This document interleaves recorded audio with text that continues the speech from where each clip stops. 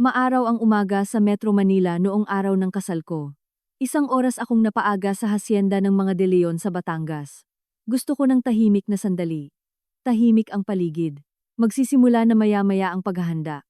Naglakad-lakad ako sa mga pasilyo. Naalala ko noong pinili ng nanay ko ang lugar na ito. Wala na siya. Ang kanyang pamana, 800 milyong piso, ay responsibilidad at pasanin ko na ngayon. Dumaan ako sa tapat ng Hall of Mirrors. Doon ako dapat magbibihis. May narinig akong mga boses mula sa kabilang kwarto. Pribadong opisina iyon ng pamilya. Namukhaan ko ang boses ni Mateo, ang mapapangasawa ko. Kausap niya ang nanay niyang si Doña Carmen. Tumigil ako. Wala akong intensyong makinig, pero nanlamig ang buong katawan ko sa tono niya. Kontrolado ang lahat. Mama, sabi ni Mateo. Napakalamig ng boses niya. Kinumpirma ng abogado ang mga kondisyon. Pagkakasal natin, halos mapapasa akin na ang mana ni Naya. 800 milyon. Isang malaking kayamanan. Sumagot si Doña Carmen. Tila nasisiyahan ang boses niya, at wala siyang kamalay-malay. Kasing inosente siya ng nanay niya. Mabuti na lang. Tumawa si Mateo. Isang tuyong tunog. Ang kasal ang susi. Pipirmahan natin ang mga papeles ngayong gabi. Sa loob ng isang taon, nakapangalan na sa akin ang lahat. Tapos ipapawalang bisa ko ang kasal. Wala siyang makukuha. Natahimik ako. Hindi ako gumalaw. Hindi ako huminga. 3 segundo. 3 lang. Yun na yun. Gumuho ang mundo ko sa sandaling iyon. Paano kung lumaban siya? Tanong ni Doña Carmen. May mga testigo ako. Mga sulat, ebidensya. Sasabihin nilang hindi na stable ang pag-iisip niya.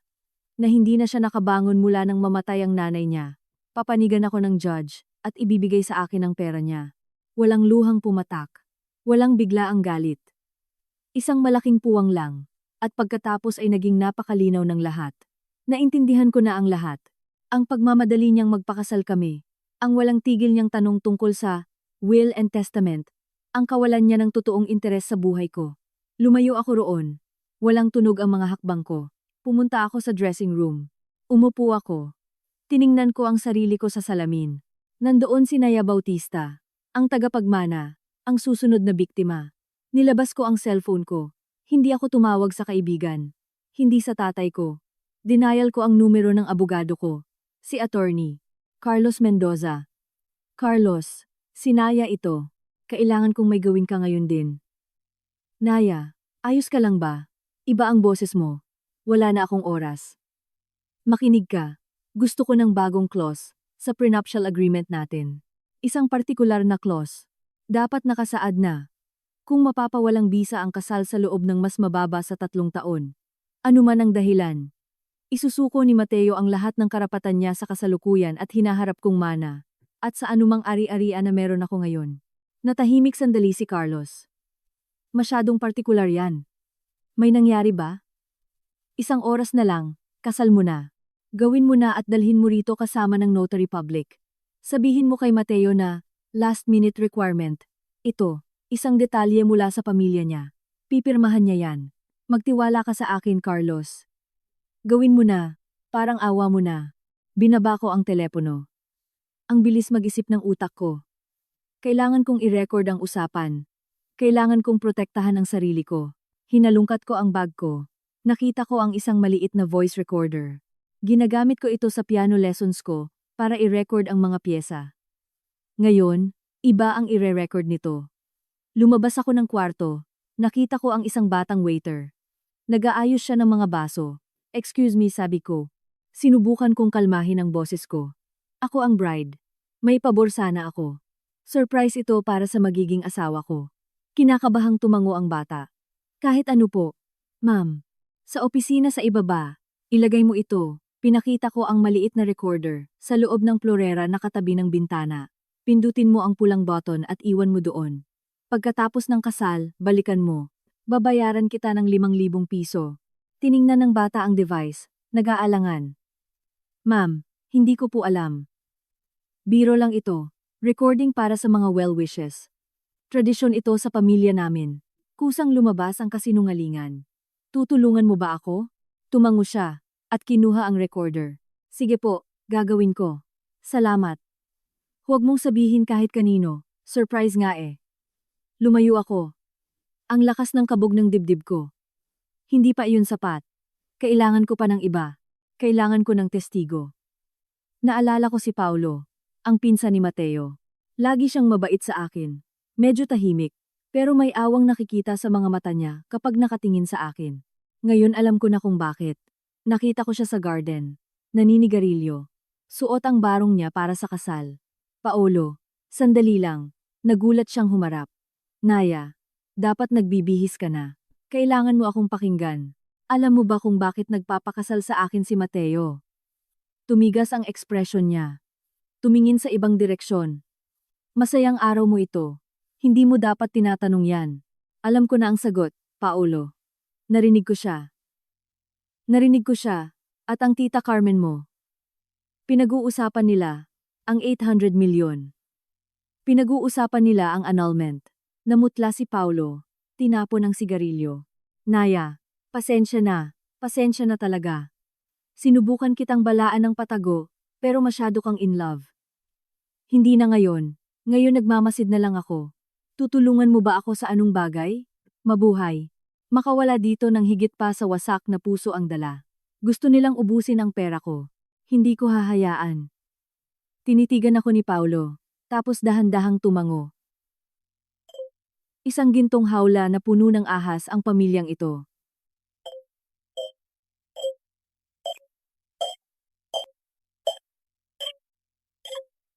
Ako palagi ang mahirap na pinsan, yung walang kwenta. Ano bang dapat kong gawin ngayon? Wala, manood ka lang. At kapag tinanong ka, sabihin mo ang totoo. Sabihin mo kung ano ang nakita mo, kung ano ang alam mo.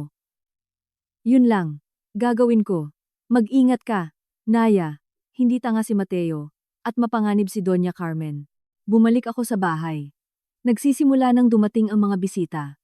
Nakita ko si Mateo sa entrance. Binabati ang mga bisita. Nakangiti.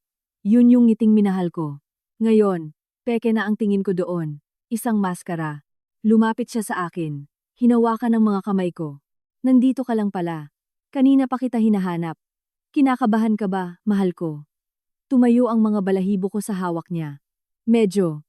Halo-halo ang emosyon ko. Magiging perpekto ang lahat, sabi niya. Hinalikan niya ang noo ko. Maya-maya lang. Asawa na kita habang buhay. Para sa'yo, 1 taon lang. Isip-isip ko, pero ngumiti ako. Oo, habang buhay. Dumating si Carlos pagkaraan ng 20 minuto. Kasama niya ang isang notary public, isang seryosong lalaki na may dalang folder. Nakita sila ni Mateo na lumalapit. Kumunot ang noo niya. Naya, sino sila? Si Carlos, ang abogado ko, at ang notary public. Isang maliit na, last-minute requirement, detalye mula sa mama mo, tungkol sa pagpirma ng ilang dokumento sa kasal, para maging perpekto ang lahat sa batas. Umubra ang kasinungalingan. Tumango si Mateo, hindi nag-isip. Si mama at ang mga formalidad niya. Sige, bilisan na natin. Magsisimula na ang seremonya. Pumunta kami sa isang maliit na kwarto. Nilabas ni Carlos ang mga dokumento. 2 pahina iyon. Ang bagong clause ay magaling na naisingit sa pagitan ng ibang legal na talata. Formalidad lang ito, sabi ni Carlos sa neutral na boses. Pinapatibay nito ang proteksyon ng mga ari-arian bago ang kasal. Karaniwang ginagawa ito sa mga unyon na hindi pantay ang yaman. Sinulyapan ni Mateo ang mga pahina. Mabilis na dumaan ang mga mata niya sa mga linya. Hindi niya binasang mabuti. Atat na siyang matapos. Pumirma siya ng malaki. Ako naman ang sumunod. Nilyan ng selyo ng notary public ang dokumento. Congratulations, sabi ng notaryo. Walang emosyon. Ayos na ang lahat. Hinawakan ako ni Mateo sa braso. Ayan, mahal ko. Babaguhin na natin ang takbo ng buhay natin. Sumunod ako sa kanya. Nasa akin na ang dokumento. Binigyan ako ni Carlos ng kopya. Tinago ko iyon sa bag ko kasama ng pag-asa at takot. Puno ang chapel, puro puting bulaklak, banayad na musika. Suot ko ang wedding gown ng nanay ko. Hinihintay ako ni Mateo sa altar. Nakangiti siya. Naglakad ako papunta sa kanya. Bawat hakbang ay isang desisyon. Bawat paghinga ay paghahanda. Isang labanan ng seremonya. At kakalagay ko lang ng unang patibong. Nagsimulang magsalita ang pari tungkol sa pag-ibig, sa walang hanggang pagsasama. Tiningnan ko si Mateo. Kumikinang ang mga mata niya. Pero ngayon nakikita ko na ang kasakiman sa likod ng mga iyon. Hindi pag-ibig. Tinatanggap mo ba si Mateo bilang iyong legal na asawa? Lumutang ang tanong sa hangin. Nakatingin silang lahat sa akin. Tumigil ako sandali. Sinadyang patagalin. Nakita ko kung paano tumigas ang ngiti ni Mateo. Nakita ko ang panandali ang takot sa mga mata niya. Tapos ngumiti ako. Ang pinakamatamis na ngiting na kaya ko. Opo, tinatanggap ko. Nawala ang tensyon. Napabuntong hininga ang mga bisita sa ginhawa. Huminga ng malalim si Mateo. Hinawakan niya ang kamay ko. Malamig ang kamay niya. Nagpatuloy ang pari. Idineklara niya kaming mag-asawa. Hinalikan ako ni Mateo. Isang tuyo at mabilis na halik, isang selyo, isang kontrata. Lumabas kami ng chapel sa gitna ng palakpakan. Sinabuyan kami ng mga tao ng bigas. Ngumiti ako. Iwinagayway ko ang bouquet ko. Perpekto ang lahat. Peke ang lahat. Sa reception. Nag-toast ako. Nakipag-usap. Sumayaw. Ako ang nagniningning na asawa. Walang nakapansin sa bitak, walang nakakita sa kaba sa dibdib ko. Hinanap ko ng tingin ang batang waiter. Bahagya siyang tumango sa akin. Nasa lugar pa rin ang recorder. Gumagana. Lumalim ang gabi. Maraming ininom si Mateo. Masyado siyang masaya. Lumapit siya sa akin. Inakbayan niya ako. Amoy whiskey ang hininga niya. Lahat ng pagmamahal na ito, bulong niya sa tainga ko. Malapit na maging atin ang lahat. Oo, mahal. Sagot ko habang nakasandal ang ulo ko sa balikat niya. Lahat. Pero mulat ang mga mata ko. Tiningnan ko ang pamilyang De Leon. Si Doña Carmen na nakikipagtawanan sa mga amida niya. Si Katrina, ang kapatid ni Mateo, na tinitingnan ako ng may pandidiri. Si Paulo na nasa isang sulok at mag-isang umiinom. Sila ang bago kong pamilya at ang aking battlefield. Tapos na ang unang hakbang. May napirmahan na akong papel. Tumatakbo ang recording. May mahina man pero kakampi ako. May plano sila, 800 milyong dahilan, para sirain ako. Ako, may isa lang dahilan, para manalo, ang sarili ko. Dumilim na sa hasyenda. Umuwi na ang mga bisita. Naiwan kaming mag-isa, mag-asawa. Mabilis na nakatulog si Mateo, lasing sa alak at ambisyon. Ako, nanatiling gising, nakatingin sa kisame, pinapakinggan ang paghilik niya. Bukas magsisimula ang totoong digmaan. Isang tahimik na labanan sa iisang kama, sa bahay na hindi maituturing na tahanan. Pero sa ngayon, naipanalo ko ang unang laban. Pumasok ako sa laro nila, at hindi nila alam na kabisado ko na ang mga patakaran. Bumangon ako ng tahimik. Pumunta ako sa bintana. Sa labas, nililiwanagan ng buwan, ang mga hardin. Doon, ilang oras lang ang nakakalipas, akala ko nagsisimula na ang fairy tale ko. Ngayon alam ko na ang totoo. Hindi ito fairy tale, isa itong thriller. At ako, si Naya Bautista, ay hindi magiging damsel in distress. Ako ang magsusulat ng ending. Puno ang banquet hall. 150 na bisita. Lahat nakatingin sa amin. Nakangiti ako. Mahigpit na nakahawak sa kamay ni Mateo. Binalik niya ang higpit ng hawak ko. Akala niya pagmamahal iyon. Alam ko na pag-aari iyon. Toast, speech, toast ulit. Dominante ang pamilya ni Mateo sa buong kwarto. Mga bangkero, politiko, mga kilalang tao. 2 simpleng mesa lang ang inokupa ng pamilya ko. Nakatingin sa akin ng may pag-aalala ang biyudo kong tatay. Kumaway ako sa kanya. Pilit akong ngumiti. Tumayo si Doña Carmen, ang bago kong biyenan. Nagsalita siya. Kasintamis ng lason ang boses niya. Mga minamahal na kaibigan. Napakagandang araw ngayon. Nahanap na rin sa wakas ng anak kong si Mateo ang perpektong babae. Naya, iha, malugod ka naming tinatanggap sa aming pamilya. Isang pamilyang buo at matatag. Tulad ng mga ugat ng isang matandang puno. Palakpakan. Tiningnan ko si Mateo. Tumango siya ng may pagmamalaki. Uminom siya ng wine.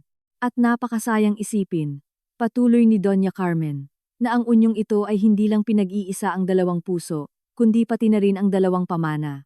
Ang sa amin, at ang sa mahal na ina ni Naya. Sumalangit nawa ang kanyang kaluluwa. Ang kanyang alaala at kabutihang loob ay mananatili palagi sa atin. Isang bulungan ang umikot sa buong kwarto. Alam ng lahat kung ano ang tinutukoy niya. Ang 800 milyon. Isang open secret ang issue. Napanatili ko ang ngiti ko. Nanigas. Namutla ang tatay ko. Yumuko. Nakaramdam ako ng bara sa lalamunan ko. Pero hindi ako umiyak. Mas magandang panggatong ang galit kaysa lungkot. Dumating ang oras para sa first dance. Nagsimulang tumugtog ang banda. Niyakap ako ni Mateo. Umikot kami sa dance floor. Masaya ka ba, Naya? Bulong niya sa tainga ko.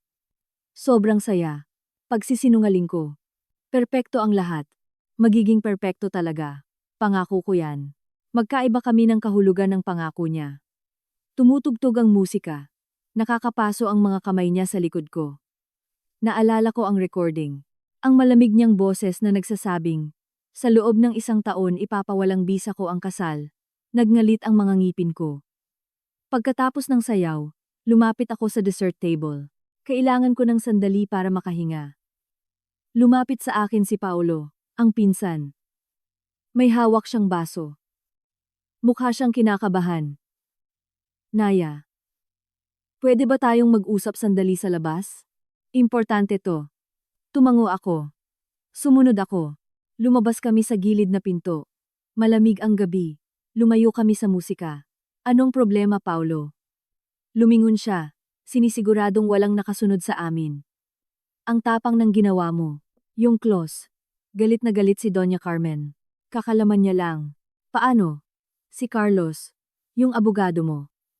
Kaibigan siya ng kaibigan ng pamilya. May nasabi siya. Hindi naman sinasadya. Parang pinuri lang niya. Kung gaano kagaling ang naging payo sa'yo. Nakarating ang balita sa tita ko. Napamura ako sa isip ko. Hindi ko inasahan iyon. At ngayon, nagmamadali sila. 1 taon ang hihintayin sa agreement mo. Ayaw nilang maghintay ng ganun katagal. May mga utang sila. Malalaking utang. Hindi maganda ang takbo ng negosyo ng pamilya. Kailangan nila ng liquid cash. Ang pera mo ay hindi premyo, kundi salbabida. Tumama sa akin ang revelasyon. Hindi lang ito kasakiman, kundi desperasyon. Mas delikado sila dahil doon. Anong plano nila? Hindi ko sigurado, pero narinig ko sina Mateo at Katrina na nag-uusap kagabi. Pagkatapos ng dinner pinag-uusapan nilang pabilisin ang proseso. Humanap ng dahilan bago pa matapos ang honeymoon. Dahilan para maanul ang kasal. Seryosong tumango si Paulo. Kailangan mong mag-ingat, Naya. Matalino si Katrina at walang sinasanto. Ambisyoso si Mateo, pero malupit si Katrina. Feeling niya mas marami siyang karapatan. Matagal na siyang naiinggit kay Mateo, dahil siya ang lalaking tagapagmana. Ngayon nandito ka pa, ang outsider. Nakukuha ng pera niya. May sumilip na babae sa pinto. Si Katrina. Nakasiluweta siya mula sa ilaw ng kwarto. Nandyan lang pala kayo. Hindi dapat nagtatago ang mga bagong kasal. Halik kayo. May mga toast pa. Masaya ang tono niya. Pero parang lawin. Kung tingnan kami ni Paulo ng mga mata niya. Nariyan na kami. Katrina, malinaw na sabi ko. Pinapakita lang sa akin ni Paulo ang Winter Garden. Sabi niya, paborito mo raw itong lugar. Pilit na ngumiti si Katrina. Oo nga, puno ng mga nakakalasong halaman. Alam mo ba? Magaganda, pero nakamamatay. Tulad ng maraming bagay sa buhay. Tumagos ang tingin niya sa akin. Tapos tumalikod siya at pumasok. Napabuntong hininga si Paulo. Mag-ingat ka sa kanya, Naya. Seryoso. Bumalik kami sa loob. Tuloy ang party. Medyo lasing na si Mateo. Tumatawa ng malakas. Niyayakap ang mga kaibigan niya. Nakita niya ako at sinenyasan ako. Lumapit ako. Ang asawa ko, ang pinakamagandang babae sa buong Pilipinas. Di ba, mga pare? Palakpakan, tawanan. Uminom ako ng konting champagne. Umalat ang lasa sa bibig ko. Lumapit si Katrina na may 2 punong baso. Isang special toast para lang sa pamilya. Inabot niya sa akin ang isa. Para sa'yo. Naya. Welcome sa pamilya. Kinuha ko ang baso. Hawak niya ang sa kanya. Nag-toast kami. Uminom ako. Napansin kong binasa niya lang ang mga labi niya. Hindi niya nilunok. Tumunog ang alarm sa utak ko. Binaba ko ang baso sa mesa, at nagkunwaring inuubo. Sorry. May nagbara sa lalamunan ko. Ayos lang yan, iha, sabi ni Katrina. Hindi abot sa mata ang ngiti niya. Uminom ka ng tubig. May dumaang waiter na may dalang tray. Kumuha ako ng tubig. Uminom ako. Iniwan ko ang baso ng champagne. Ilang minuto ang nakalipas. Nakita ko si Katrina na kinuha ang parehong baso at patagong ibinuhos ang laman yon sa isang paso. Nanlamig ang dugo ko. Tama ang hinala ko. Humaba ang gabi. Nakaramdam ako ng pagod. Nagpaalam ako na magbibihis lang. Umakyat ako sa bridal suite. Hindi ko ito tahanan, isa itong stage. Binuksan ko ang bag ko, tiningnan ko ang recorder. Nandoon pa rin ang maliit na device. Tinago ko ito sa isang sikretong compartment. Tinawagan ko si Carlos. Carlos, ako to. Naya, ayos ka lang ba? May naririnig akong tsismis. Nagtatanong si Doña Carmen. Alam ko. Makinig ka. May kailangan pa ako. Kailangan mong imbestigahan ang mga utang ng pamilya De Leon. Ang mga negosyo nila, lahat ng makikita mo, ngayon na. Bakit? Anong nangyayari? May rason ng pagmamadali nila. Hindi lang ito kasakiman, pangangailangan ito. At dahil sa pangangailangan, nagiging pabaya at mapanganib ang mga tao. Gusto kong malaman kung sino ang kinakalaban ko. Sige, gagawin ko. Mag-ingat ka, Naya. Palagi. Binaba ko ang tawag. Hinubad ko ang belo ko. Tiningnan ko ang sarili ko sa salamin. Ang bride. Ang tagapagmana. Ang target. Nakarinig ako ng mga hakbang sa hallway. Si Mateo. Pumasok siyang pagyewang-gewang. Amoy alak at sigarilyo. Nandito ka lang pala. Tuloy pa rin ang party, alam mo ba? Gusto pang mag-celebrate ng mga kaibigan ko. Pagod na ako, Mateo. Napakahaba ng araw na ito. Lumapit siya. Hinawakan niya ako sa balikat. Malabo ang mga mata niya. Hindi natin pwedeng biguin ang mga bisita natin. Halika, isang sayaw pa. Hindi imbitasyon ang tono niya, utos iyon. Tinitigan ko siya. Sa isang segundo, nakita ko ang lalaki sa likod ng maskara. Inip, mapangkontrol. Feeling niya pag-aari niya na ako. Sige, mahal, isang sayaw pa. Bumaba kami. Mas maingay na ang party. Malakas ang musika. Nagsisimula nang umuwi ang ibang bisita. Nakita kong nagpaalam ang tatay ko mula sa malayo. Sumenyas siya na tatawagan kita bukas. Tumango ako. Magkasama sina Katrina at Doña Carmen sa isang sulok. Nag-uusap ng mahina. Pinapanood ang mga tao, parang dalawang gagamba sa sapot nila.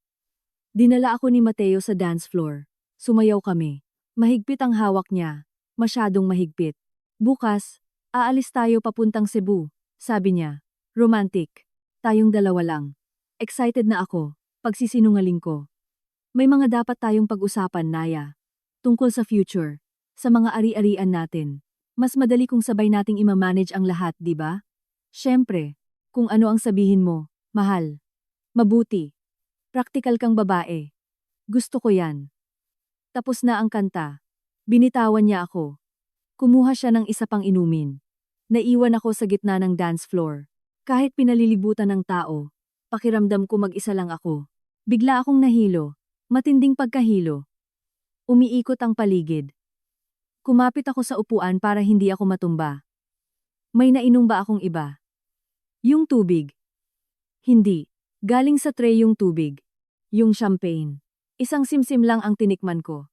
Pero sapat na iyon. Si Katrina. Ang baso. Hindi siya uminom. Siguradong may inilagay siya roon. Isang bagay na mabagal umepekto. Huminga ako ng malalim. Medyo nawala ang hilo. Pero pakiramdam ko nang hihina ako. Hindi ako pwedeng manatili doon. Hindi ako pwedeng himatayin sa harap nilang lahat. Hindi ko sila pwedeng bigyan ng dahilan. Tinuon ko ang buong lakas ko. Naglakad ako papunta sa exit. Dumaan ako sa tabi ni Paulo. Nagkatinginan kami. Nakita niya ang pamumutla ko. Bahagya siyang tumango. Lumapit siya kay Mateo. Hinawakan niya ito sa braso. Nagsimulang makipag-usap tungkol sa isang urgent na negosyo. Dinistract niya ito. Sinamantala ko ang pagkakataon para makalabas. Umakyat ako sa hagdan. Parang tingga ang bigat ng mga binti ko. Pagdating ko sa suite, nilak ko ang pinto. Napasandal ako doon. Huminga ako ng malalim. 1, 2, 3. Hindi ako pwedeng mawala ng kontrol. Hindi ngayon. Gumapang ako papunta sa banyo. Tiningnan ko ang sarili ko sa salamin. Namumutla ako. Malaki ang mga pupila ko.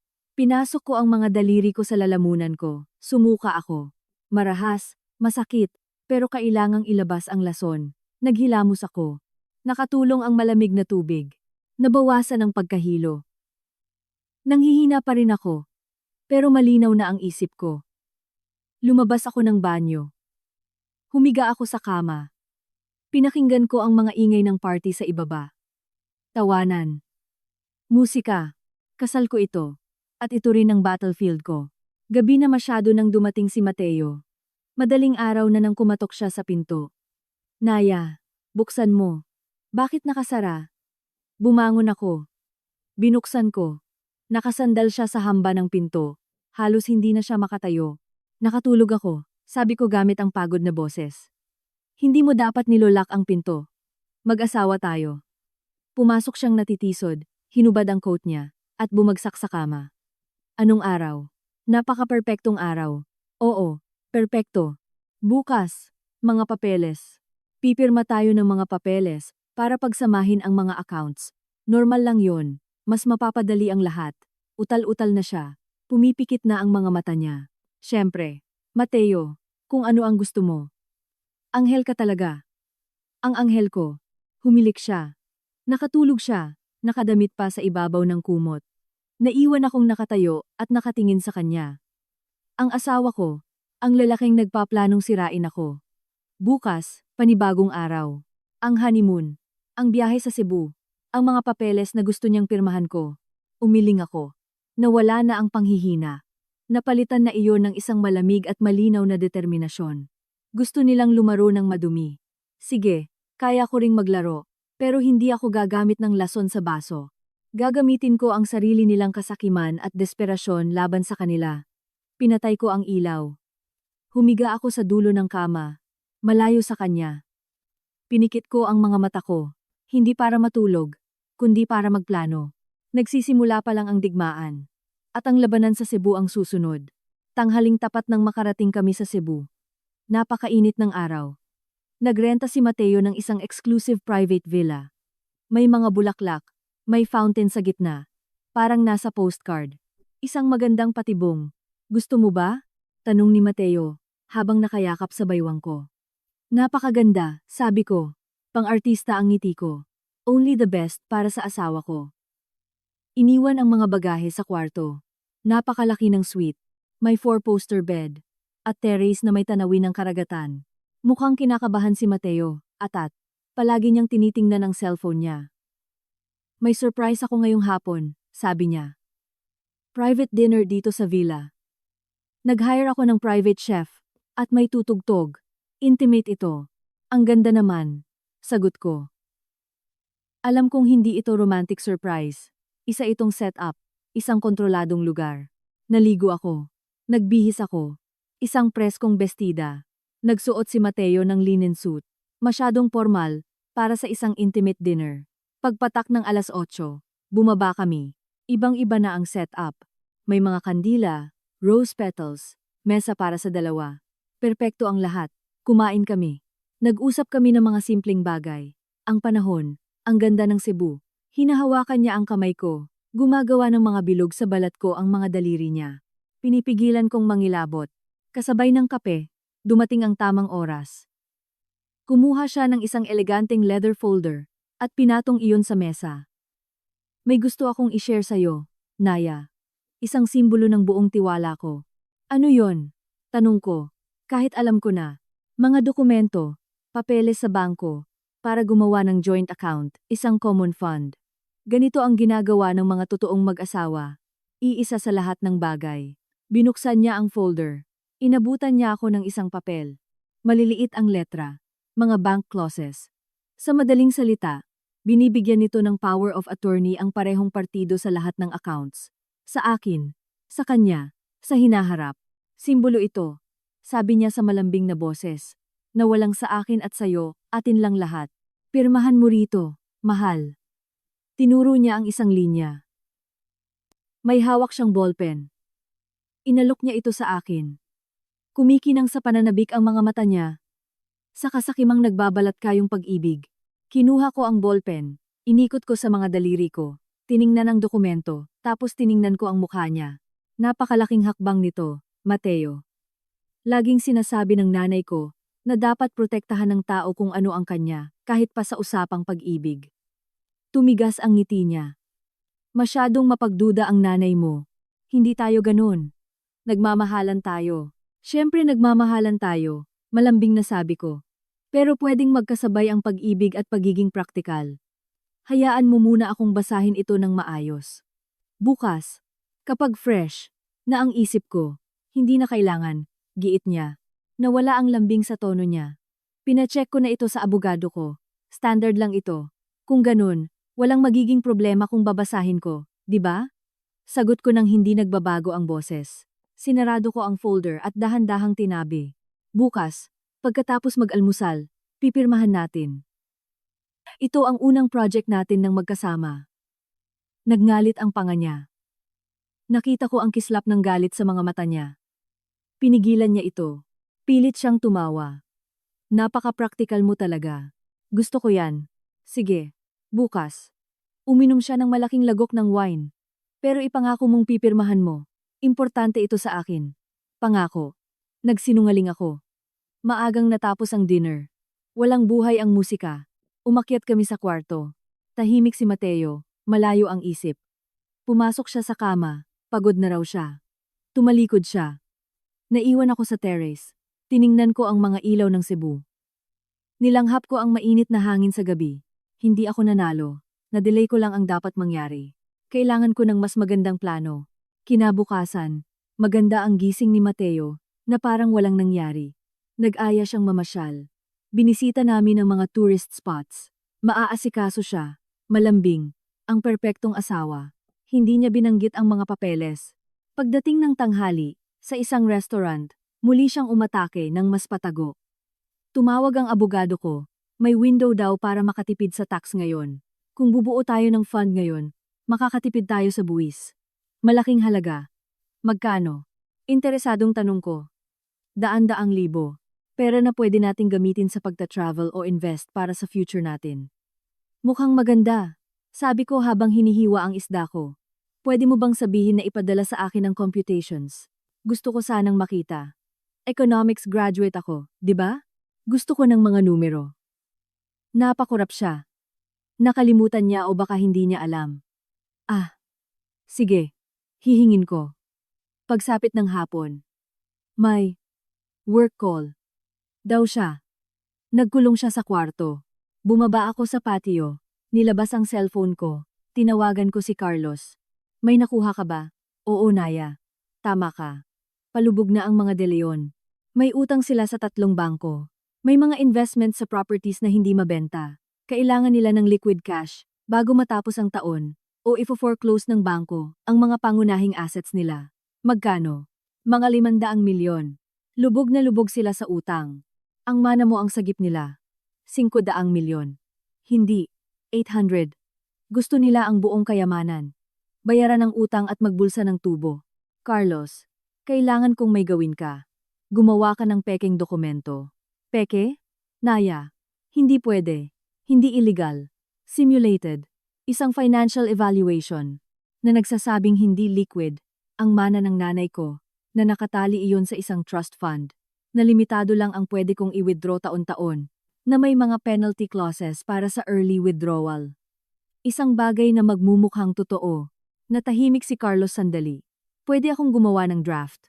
Magmumukhang kapani-paniwala. Para saan? Ibibigay ko kay Mateo para kumagat siya sa pain.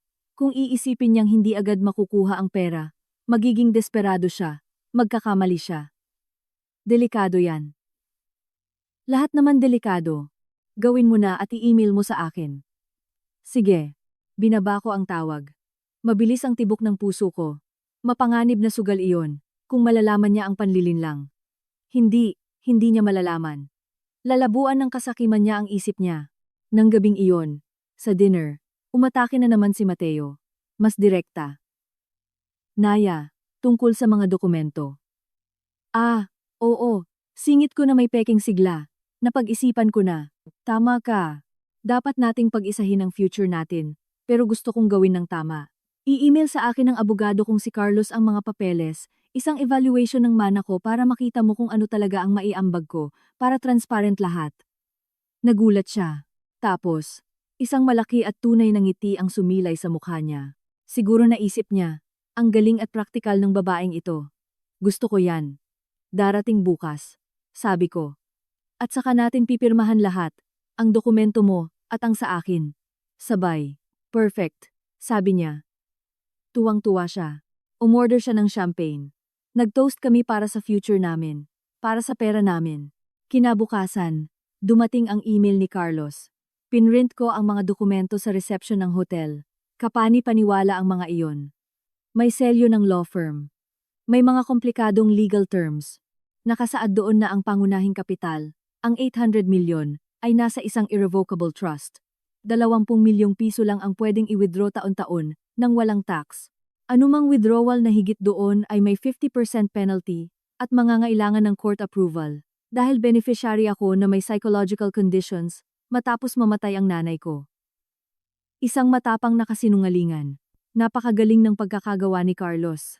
Mukhang totoong-totoo. Dinala ko iyon kay Mateo sa terrace. Nagbabasa siya ng diaryo. Heto na ang detalye ng financial situation ko. Kinuha niya iyon ng may pagkasabik. Iniskan ng mga mata niya ang mga pahina. Nakita ko ang pagbabago ng ekspresyon niya. Mula sa tuwa papunta sa pagkalito, tapos pandidiri. Ano to? Isang trust fund? 20 milyon lang taon-taon? Barya lang ito. Ganyan talaga, mahal. Maingat ang nanay ko. Ayaw niyang waldasin ko ang pera, o may ibang magwaldas nito para sa akin. Pero kailangan natin ng mas malaki. May mga plano ako, mga investments. Pwedeng lumaki ng 5 beses ang perang ito. Alam ko, sabi ko, habang ipinapatong ang kamay ko sa kamay niya. Pero rules are tumayo siya, palakad-lakad, hinihimas ang batok niya. In shock, siya, gumuho ang plano niya. Kailangan nating ilaban to. Dalhin natin sa korte, ipawalang bisa ang trust fund. Sinubukan na ni Carlos. Hindi yan pwedeng buwagin. Panahon lang ang makakapagpalaya niyan. Sa loob ng 30 taon, mapapasa akin ang buong kapital. Malinis. 30 taon? Sigaw niya. Tapos hininaan niya ang boses niya. Ang tagal nun. Sorry, Mateo. Yumuko ako, nagkunwaring malungkot. Akala ko sapat na ang pagmamahal natin, na hindi mahalaga sa iyo ang pera. Tumigil siya, huminga ng malalim, umupo, at hinawakan ang kamay ko. Malamig ang hawak niya. Siyempre hindi mahalaga ang pera, mahal. Ikaw ang mahal ko, hindi ang pera mo. Minor setback lang ito. Lalagpasan natin to ng magkasama. Pero iba ang sinasabi ng mga mata niya. Takot, pinipigil ang galit. Kinagat niya ang pain at nakulong na siya. Nang gabing iyon, nagkunwari siyang masakit ang ulo. Maagang natulog. Naiwan ako sa terrace. Narinig ko siyang may kausap sa telepono, nang pabulong mula sa kwarto. Hindi ko naintindihan ang mga salita, pero nagmamadali at galit ang tono niya. Kinabukasan, nagbago ang lahat. Naging malamig ang pakikitungo niya. Distansyado. Kinansela ang mga tours. Kailangan daw niyang bumalik sa Manila. Urgent family matters. Sa eroplano, hindi siya nagsasalita. Nakatingin lang sa bintana. Malalim ang iniisip. Galit. Nakatingin ako sa unahan. Alam ko na ang susunod. Ang desperasyon. Ang susunod nilang hakbang. May problema sila ngayon. Hindi sila pwedeng maghintay ng 30 taon. Kailangan nila ng pera agad. At kapag ang mga desperadong tao ay hindi makuha ang gusto nila sa maayos na paraan, hahanap sila ng ibang daan. Naipit sila sa kasinungalingan ko. Mas mapanganib at madumi ang mga susunod na mangyayari. Pero handa ako, o ganun ang akala ko. Nagsimula na ang laro, at naiwang walang depensa ang hari. Pagbalik sa Metro Manila, sinalubong ako ng malamig na eleganisya ng bahay ng mga De Leon. Hindi ito tahanan, isa itong occupied territory. Hinihintay ako ni Doña Carmen sa main living room. Kasama niya si Katrina. Malinaw na patibong. Isang family welcome meeting. Naya, Iha, maupo ka, sabi ni Doña Carmen. Ang ngiti niya ay parang barbed wire. Kailangan nating pag-usapan ang future mo. Ang future ng pamilyang ito. Umupo ako. Sa harap nila, may naghihintay na isang tasa ng tsaa. Hindi ko iyon ginalaw. Maikli lang ang biyahe niyo, komento ni Katrina. Pinaglalaruan ang kwintas niya. Sabi ni Mateo, kailangan mo raw bumalik dahil sa ilang matters. Problema sa mana. Kinausap na pala niya. Hindi naman problema. Mas komplikado lang sa inaasahan ko. Napakaingat ng nanay ko. Ganyan talaga tayong mga nanay, sabi ni Doña Carmen, sabay sipsip ng tsaa. Pero minsan, ang sobrang pag-iingat ay nakakasama sa mga buhay. Kailangan mong labanan ang trust fund na yan, Naya. May magagaling na abogado ang pamilyang ito, ang pinakamagagaling. Hindi yan pwedeng labanan. Irrevocable yan. Kinonsulta ko na, kalmadong pagsisinungaling ko. Napabuntong hininga si Katrina. Naiinis. So, nakulong tayo sa paghihintay ng barya, na tumutulo taon-taon? Nakakatawa. May mga pangangailangan ng pamilya. Naya, patuloy ni Doña Carmen, hindi pinansin ang anak. Mga pending investments. Commitments. Ang kasal niyo ni Mateo ay pag-iisa ng mga kaluluwa. Oo. Pero pati rin ng mga yaman. Inaasahan na aambag ka. Aambag ako ng 20 milyon taon-taon. Sabi ko sa neutral na boses. Tax-free. Hindi yan, Barya. Joke yan. Singhal ni Katrina. Kahit pang-maintain lang ng bubong na to, hindi sapat. Tiningnan siya ng masama ni Doña Carmen. Tumahimik si Katrina, tapos bumaling ulit sa akin ang biyenan ko. Bumalik sa pagiging matamis ang tono niya. Matamis na may lason. May ibang paraan para makaambag ka, iha. Isang bagay na mas mahalaga kaysa pera. Isang tagapagmana. Ayan na ang totoong plano. Kutob ko na. Baby? Sabi ko na parang ngayon ko lang naisip. Tama. Ang isang anak ang magpapatibay ng lugar mo sa pamilyang ito. Magbibigay ito ng saya sa lahat. At sa aspetong legal, mapapabilis nito ang ilang successory processes, mare-review ang ilang trust funds. Kumikinang ang mga mata niya sa malamig na katusuhan. Kasinungalingan iyon. Siyempre, pero iyon ang bago nilang plano. Isang baby, isang permanenteng koneksyon, isang panggigipit, at siguro, isang tagapagmana na pwede nilang kontrolin. Masyado pang maaga, Mama Carmen. Ilang linggo pa lang kaming kasal. Hindi naghihintay ang pag-ibig sa panahon, iha, at lalo na ang obligasyon sa pamilya. Kausapin mo si Mateo. Sang-ayon siya rito, pag-iisahin tayong lahat ng isang anak. Tumayo ako. Hindi ko na kayang manatiling nakaupo doon. Pag-iisipan ko po. Kung mamarapatin nyo, pagod pa ako sa biyahe. Umakyat ako sa kwarto namin. Nakakapaso ang salitang iyon. Wala si Mateo. Hinanap ko siya sa buong bahay. Nakita ko siya sa study room niya. May kausap sa telepono ng pabulong. Nang makita ako, binaba niya agad. Naya, nakausap mo ba si Mama? Oo. Kinausap niya ako tungkol sa mga baby. Mga tagapagmana. At hindi naman daw masamang ideya. Lumapit siya. Sinubukang yumakap. Lumayo ako. Utos ba ito, Mateo? Requirement para manatiling asawa mo? Huwag kang magsalita ng ganyan. Isa itong kahilingan. Magiging napakaganda ng anak natin. Wala akong makitang pagmamahal sa mga mata niya, kundi pagkalkula. Isa na naman itong leverage ang baby. Siguro iniisip niyang itatali ako sa kanya ng isang anak. O bilang isang ina, mas madali kong isusuko ang kontrol sa pera. Kailangan ko ng oras. Ulit ko. Siyempre, take your time. Pilit ang ngiti niya, pero hindi masyado. May expectations ang pamilya. Nang gabing iyon, habang tulog siya, chinek ko ng maigi ang kwarto. Mga drawer, mga cabinet, likod ng picture frames, wala. Tapos naisip ko ang pinaka-obvious. Kung gusto nila akong i-pressure, kailangan nila ng impormasyon, ebidensya ng pagiging unstable ko o panloloko ko. Kinabukasan, pumunta ako sa isang mall.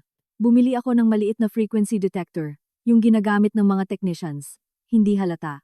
Nang hapong iyon, habang naglalaro ng paddle si Mateo sa labas, in-scan ko ang kwarto.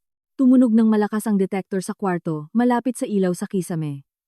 Naghanap ako. Nakita ko ang isang maliit na device, isang napakaliit na camera na kulay beige, kasing kulay ng kisame. Nakatutok iyon sa kama. Nanlamig ang dugo ko. Tapos kumulo. Hindi lang sa kwarto. Chinek ko rin ang living room. May isa sa bookshelf. Sa banyo. Pangatlo na nakatago sa exhaust fan. Minamanmanan nila ako.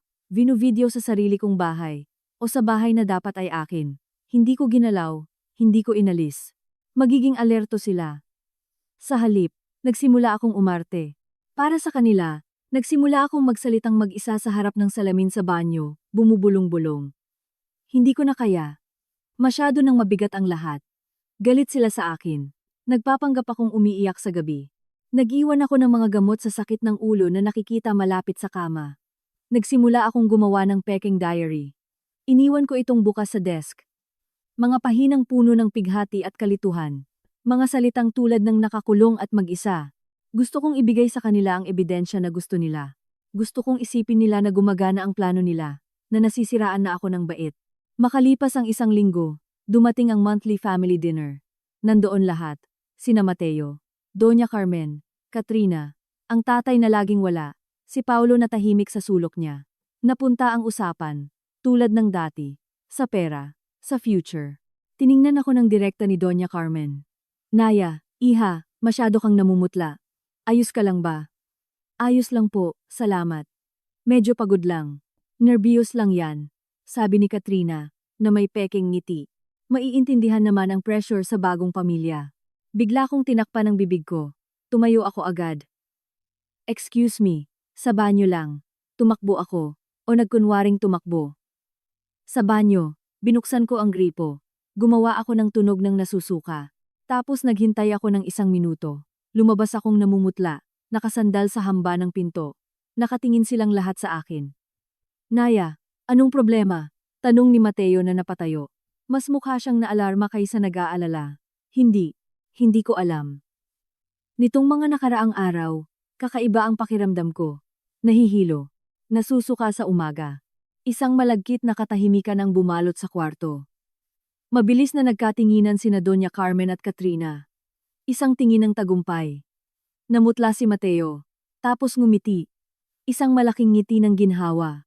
Nasusuka sa umaga? Naya. Mahal. Baka.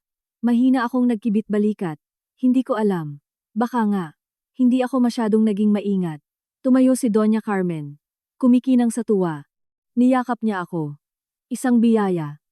Isang biyaya. Anak. Nakakasakal ang yakap niya. Nakangiti rin si Katrina.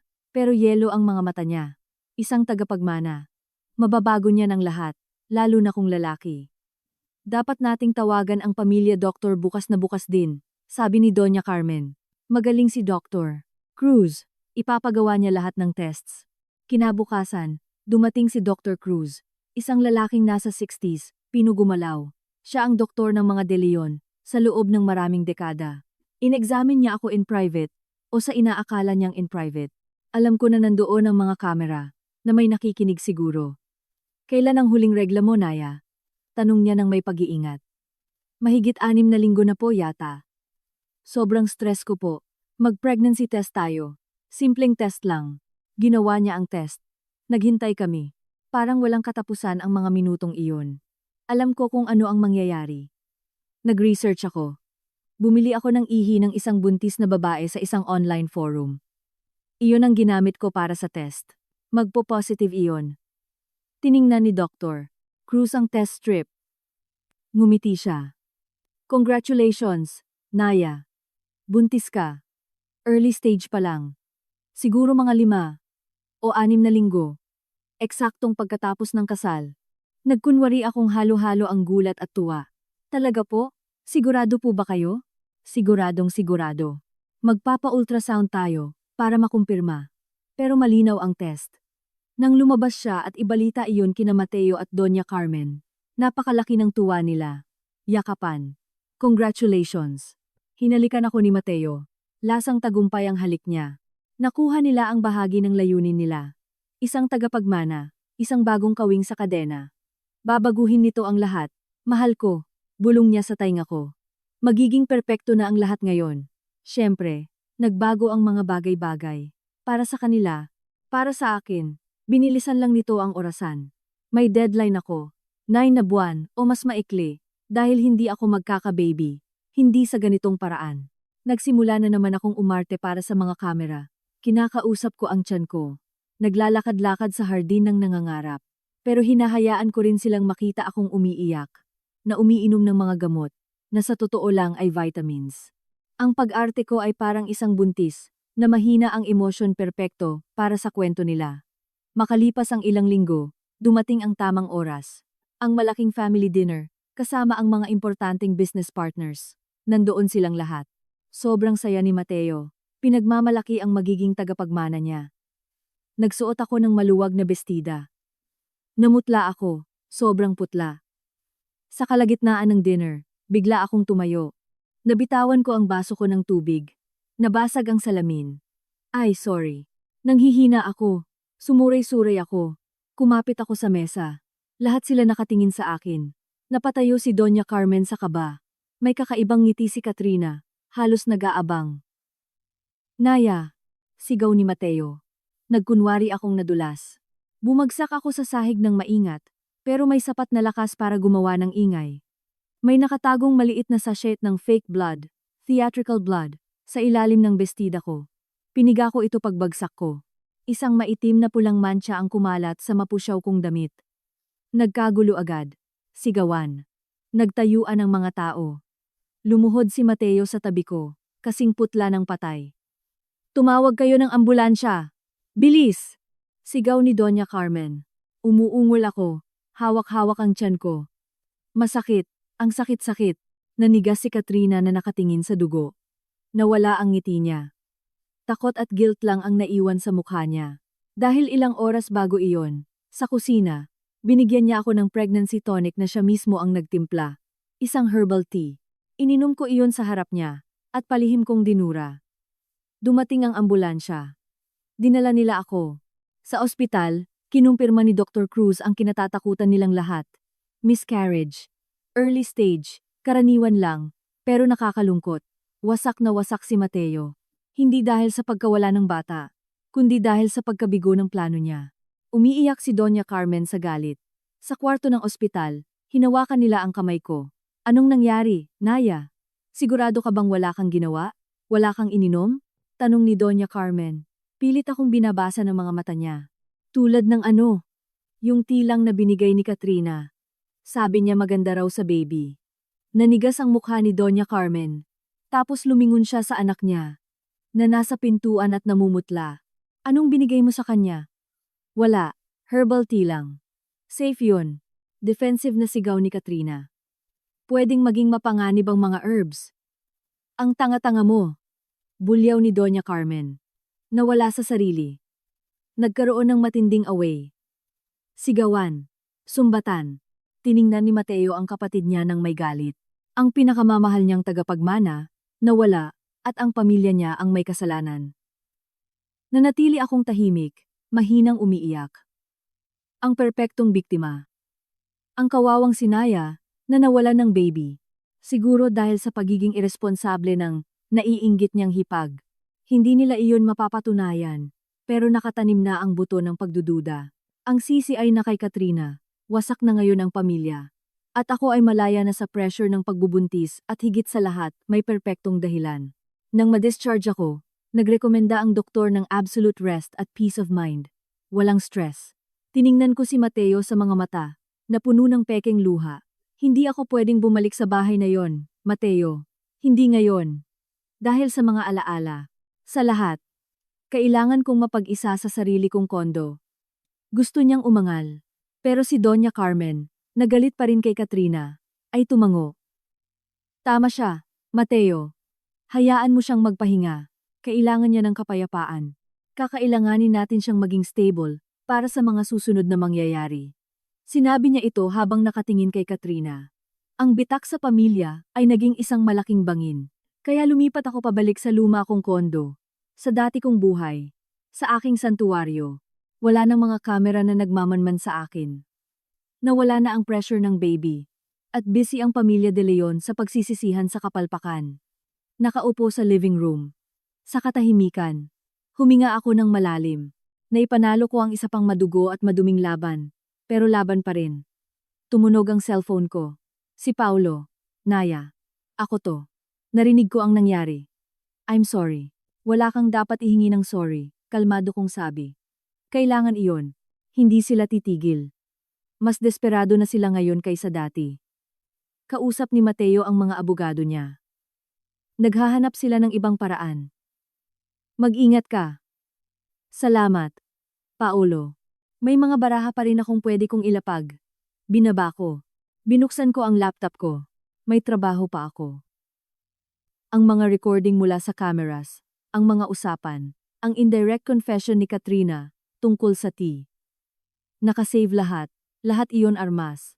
Tuloy ang laro, at nakatakas ang Reyna mula sa gitna ng chessboard. Sa ngayon, tumagal ng 4 na araw ang kapayapaan sa kondo ko. May ikli, matatamis, walang nakabantay, walang hidden cameras. Nakakahinga ako, nakakatulog, nakakapagplano. Sa ika-5 araw, tumawag hindi si Mateo, kundi si Doña Carmen. Parang pulot at suka ang boses niya sa answering machine. Naya, iha, kailangan nating mag-usap. Importante ito para sa kapakanan mo. Hihintayin kita mamayang alas 5. Hindi iyon imbitasyon. Isa itong patawag. Binaba niya na hindi naghihintay ng sagot. Tiningnan ko ang telepono. Kailangan kong pumunta. Ang pagpunta ay paglalakad papunta sa lungga ng asong lobo. Ang hindi pagpunta ay pagpapakita ng kahinaan. Pagpapakita ng takot. Napagdesisyonan kong pumunta, pero hindi mag-isa. Tinawagan ko si Paulo. Gusto akong makita ng tita mo. Alam ko, narinig ko. May plano siya. Hindi ko alam kung ano, pero may kasama siyang lalaki. Isang abogado. Hindi yung pamilya abogado? Bago. Ang pangalan. Attorney. Roman Sison. Espesyalista sa family law at declaration of psychological incapacity. Nanlamig ang hangin sa baga ko.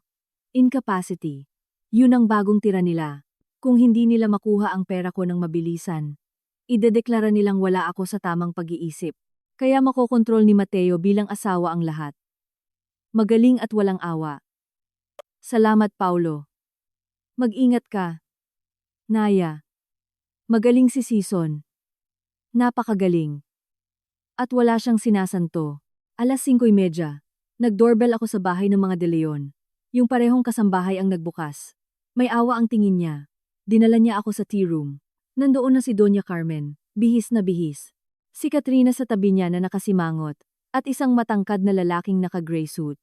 Si Attorney Roman Sison ay may mga mata na kasing lamig ng ahas. Naya, iha, buti dumating ka.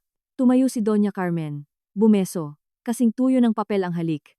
Ipinapakilala ko sa iyo si Attorney Sison, isang kaibigan ng pamilya, isang advisor. Nakipagkamay sa akin si Sison. Mahigpit ang hawak niya. Masyadong mahigpit. Kinagagalak ko. Nakikiramay ako sa mga nangyari. Sa mga nangyari, pag-uulit ko habang umuupo. Oo, nakakalungkot nga, sabi ni Katrina sa matalim na boses. Lahat tayo nasaktan. Pero tuloy ang buhay at kailangang protektahan ng pamilya ang sarili. Tama, pagsang-ayon ni Doña Carmen. Kaya naisip namin, iha, na kailangan mo ng tulong. Sa isip, ang trauma ng pagkawala, ang pressure sa kasal. Napansin naming hindi ka okay. Ayan na. Ang unang tira. Mas okay ako sa kondo. Tahimik. Malambing na sabi ko. Pero hindi maganda ang mag-isolate. Singit ni Sison. Parang klinika lang tono niya. Kadalasan, pagkatapos ng isang shock, nagkakaroon ng regression, irrational behavior. Nag-aalala ang pamilya. Nag-aalala ang asawa mo. Kung ganoon, sana si Mateo mismo ang nagsabi sa akin. Wasak na wasak si Mateo, Naya, sabi ni Doña Carmen, habang inaarte ang paghawak sa dibdib niya. Hindi kanya kayang makitang ganyan. Masyadong masakit para sa kanya. Pero bilang pamilya mo, kailangan naming magdesisyon para sa kabutihan mo. Naglabas siya ng folder mula sa bag niya. Inusog iyon sa mesa, papunta sa akin. Mga options ito. Private clinics. Magagandang lugar kung saan pwede kang magpahinga. Makarecover malayo sa stress. Binuksan ko ang folder. Mga picture ng isang pasilidad. Puting pader. Malinis na hardin. Mukhang luxury hotel. Pero ang mga rehas sa bintana, na tinago sa mga baging, ay nagbubunyag ng totoong uri nito. Isang high-end psychiatric institution. Yan ang Los Alamos Sanatorium. Sabi ni Sison. The best. Comprehensive treatment. Evaluation. Kapag may favorable medical report ka na, Sa loob ng ilang buwan pwede ka nang bumalik sa lipunan, sa buhay mo, o sa pangangalaga nyo. Naya, please, sabi ni Doña Carmen, sa tonong nanunumbat. Magsalita ka naman na parang magkaaway tayo. Gusto lang ka naming tulungan. Siyempre, tulungan akong ikulong, para hindi na ako makaabala. Huwag kang magsalita ng ganyan. Hindi napigilan ni Katrina ang sarili. Pagkatapos ng lahat ng ginawa namin para sa'yo, pagkatapos ng disgrasya na dinala mo rito sa bahay dahil sa kalagayan mo.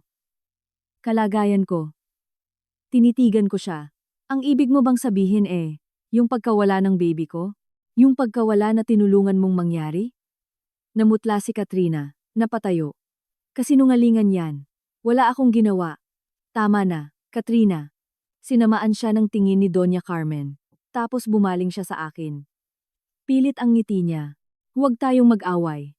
Lahat tayo nasasaktan. Suggestion lang ang sanatorium. In case na kailangan mo, in case na feeling mo overwhelmed ka. Overwhelmed ako sa usapang ito ngayon. Sabi ko sabay tayo. Kung mamarapatin nyo, aalis na ako. Naya, wait. Tumayo rin si Doña Carmen. May isa pang option. Kung ayaw mong pumunta sa center, pwede kang pumirma ng special power of attorney para ma-manage ni Mateo ang mga bagay-bagay habang nagre-recover ka. Para wala ka ng alalahanin at makafocus ka sa pagpapagaling. Iyon ang tunay na plano, ang SPA. Gamit yon, maa-access nila lahat ang mga bank account, ang mana, ang buhay ko. Si Carlos ang abogado ko. Siya nag-aasikaso ng affairs ko. Sabi ko habang kinukuha ang bag ko. Hindi ko kailangan si Mateo para dyan. Hindi mo pamilya si Carlos. Sabi ni Season na nakatayo na rin ngayon. Nawala ang pilit na kabaitan sa boses niya. Ang asawa ay may mga karapatan at obligasyon. Sa mga kaso ng napatunayang emotional instability, pwedeng magbigay ang judge ng provisional guardianship. Kung pipirma ka sa SPA, maiiwasan ang court case. Isang pampublikong issue na makakasira sa imahe mo.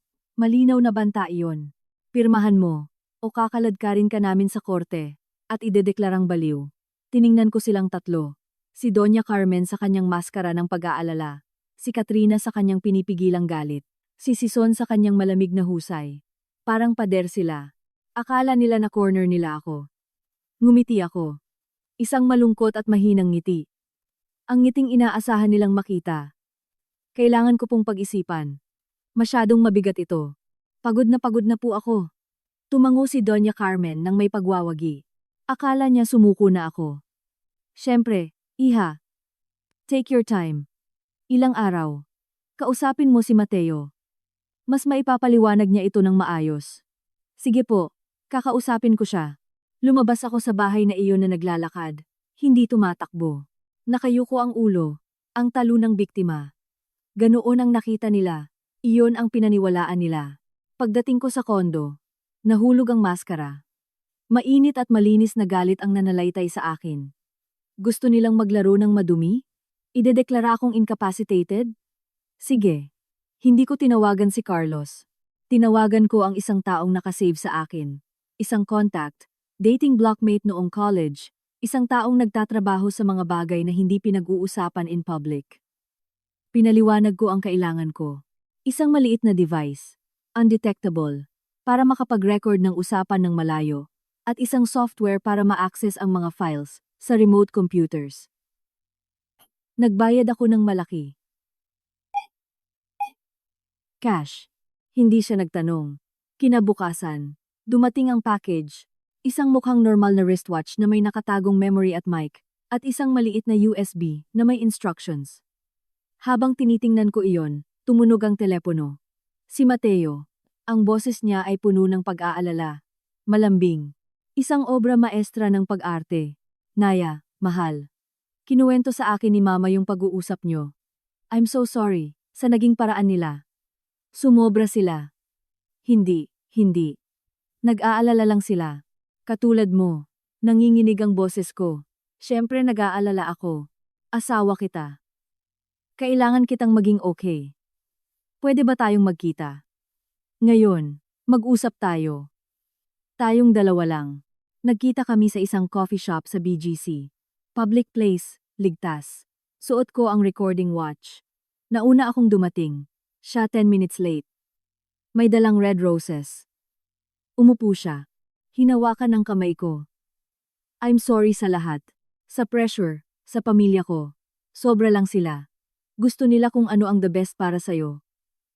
Para sa atin. Gusto ko lang na maging okay ka. Sabi niya habang pinipisil ang kamay ko. Yung SPA. Hindi yon. Para kontrolin ka. Para tulungan ka. Para makapagpahinga ka. Ako na ang bahala sa lahat. Sa taxes, sa payments. Hindi mo na po problemahin kahit ano. At yung trust fund ko. Yung 20 milyon taon-taon. Sa'yo pa rin syempre. Pero mas maganda kung mai-invest yon. Para sa future natin. Our future. Kwento niya ulit. Sabi ni attorney. Season. Kapag hindi ako pumirma, magkakakorte. Totoo yon. Yumuko si Mateo. Nagkunwaring nasaktan. Yung procedure. Kung feeling ng family member na hindi ka okay, pwede siyang mag-request ng judicial evaluation. Pangit na proseso yun. Mahaba. Pwedeng malaman ng media. Ayoko niyan para sa'yo, Naya. Ang galing ng emotional blackmail. Ikukulong kita para sa ikabubuti mo o sisirain ko ang reputasyon mo. Namili ka ng lason. Kailangan ko pa ng isang araw, Mateo. Isang araw lang para iproseso ito. Siyempre, take your time. Uminom siya ng kape, pero konti lang. Sige, hindi naman nawawala ng kusa ang problema. At namimiss na kita. Ang lungkot sa bahay. Pag wala ka, tinitigan niya ako. Pilit na nagpapahiwatig ng pagmamahal. Ambisyon lang ang nakikita ko. Isang desperadong ambisyon. Nang gabing iyon, ginamit ko ang USB device. Sinunod ko ang instructions. Si Mateo. Tulad ng marami, iisa lang ang password sa lahat. Yung nakita kong tinipe niya. Pangalan ng kabayo niya nung bata siya. Kidlat. At yung birth year niya. Predictable. Gumana ang software. Na-access ko ang laptop niya ng remote. Nag-browse ako sa mga files at nahanap ang kayamanan. Isang folder na pinangalan ng case nen. Binuksan ko ito. Mga kontrata, past due bank loans, pending lawsuits, foreclosure notices sa mga properties ng pamilya, at isang dokumento, ang pinaka-interesante. Isang draft ng petition for partial civil incapacity ni Naya Bautista de Leon, pinirmahan ng abogado niyang si Roman Sison. Petsa, susunod na linggo. Hindi nila ako binibigyan ng oras. Plano nilang kumilos agad. May mga emails din. Usapan sa pagitan ni na Mateo at Sison. Dapat maunahan natin bago pa siya kumuha ng sarili niyang expert. Pumayag na si Dr. Cruz. Pipirma siya sa report kapalit ng 3 milyong piso. May reserved room na sa Los Alamos na kapangalan sa kanya para sa 15th. 15. 5 araw mula ngayon. Sinave ko ang lahat. Dinownload. Kinopya sa 3 magkaibang lugar. Sa cloud, sa external hard drive, at sa USB flash drive na binaon ko sa isang paso. Tapos, ginawa ko ang susunod na hakbang. Gumawa ako ng email kay Carlos, sa tatay ko, at sa isang journalist, isang investigative journalist, na minsan ko nang tinulungan sa impormasyon. May utang na loob siya sa akin. Ang email ay maikli lang. Naka-attach dito ang impormasyon tungkol sa isang posibleng kaso ng coercion at medical falsification sa loob ng isang kilalang pamilya. In case na may mangyari sa akin, huwag niyo munang galawin hanggat may balita pa kayo sa akin sa loob ng 2 hours. Naka-attach lang ang unang page ng Petition of Incapacity na may pangalan ko at pirma ni Sison. Sinend ko. Tapos dinilit ko ang history. Huminga ako ng malalim. Handa na ang chessboard. Gagalaw sila bukas o sa susunod na araw. Hawak ko ang baraha nila, pero kailangan ko pa ng isa. Isang insider witness, at isa lang ang pwedeng gumawa nun. Tinawagan ko si Paulo. Pinapunta ko siya, hindi sa kondo, kundi sa isang malayong parke na maraming bata, maingay, kung saan walang makakarinig sa amin. Dumating siyang kinakabahan. Anong problema, Naya? Okay ka lang ba? Ikukulong nila ako, Paulo. Ready na ang petition nila. May bayad na doktor. At may kwarto na sa sanatorium para sa 15th. Namutla siya. Hindi sila aabot sa ganon. Aabot sila. At kailangan kong tulungan mo ako. O lumayo ka na lang. Hindi ako magagalit kahit ano piliin mo. Ano gusto mong gawin ko? Gusto ko nandoon ka sa meeting, kapag pinag-uusapan nila to. Na-i-record mo sa cellphone mo, na kumuha ka ng ebidensya ng mga plano nila. Delikado yun. Kapag nahuli nila ako. Alam ko, Kaya nga hindi kita pinipilit. Pero yun lang ang paraan. Lalaban ako. O makukulong ako. At kapag nakulong ako, alam mo na ang mangyayari. Kukunin ni Mateo lahat. At kapag naubos na niya hanggang sa huling sentimo ko, saka pa lang ako makakalabas. Tumingin si Paolo sa mga batang naglalaro. Huminga siya ng malalim. May anak ako, Naya. Bata pa. Sina Katrina at Doña Carmen. Kapag pinalayas nila ako sa pamilya, wala na akong matitira. Kapag tinulungan mo ako, bibigyan kita. Hindi milyon-milyon. Pero sapat para makapagsimula ka ulit, malayo sa kanila. Tumingin siya sa mga mata ko. Naghanap ng kasinungalingan. Walang nakita. Tumango ng dahan-dahan. Sige, gagawin ko. Kailan ang meeting? Bukas. Nagpatawag si Doña Carmen ng family dinner para pag-usapan ang sitwasyon ko. Nandoon ka. I-record mo lahat. Gagawin ko. At Paulo. Salamat. Huwag ka munang magpasalamat. Hintayin mo muna kung magawa. Naghiwalay kami. Naglakad ako pa uwi. Malamig ang gabi. Malinaw ang langit. Kita ang mga bituin sa Metro Manila. Naisip ko ang nanay ko. Kung ano sasabihin niya. Lumaban ka, anak. Lumaban ka ng madumi kung kailangan. Pagdating ko sa pinto ko, may isang sobre na walang pangalan ng nagpadala. Binuksan ko. Isang pahina lang. Isang printed photo ko palabas ng parke, kasama si Paulo, kinuha mula sa malayo gamit ang telephoto lens. At sa ibaba, isang nakasulat kamay na mensahe gamit ang malamig at eleganteng sulat. Huwag kang maglaro ng apoy, Naya. Baka masunog ka. O ang taong mahalaga sa'yo. Hindi yun galing kay Mateo. Mas direkta siya.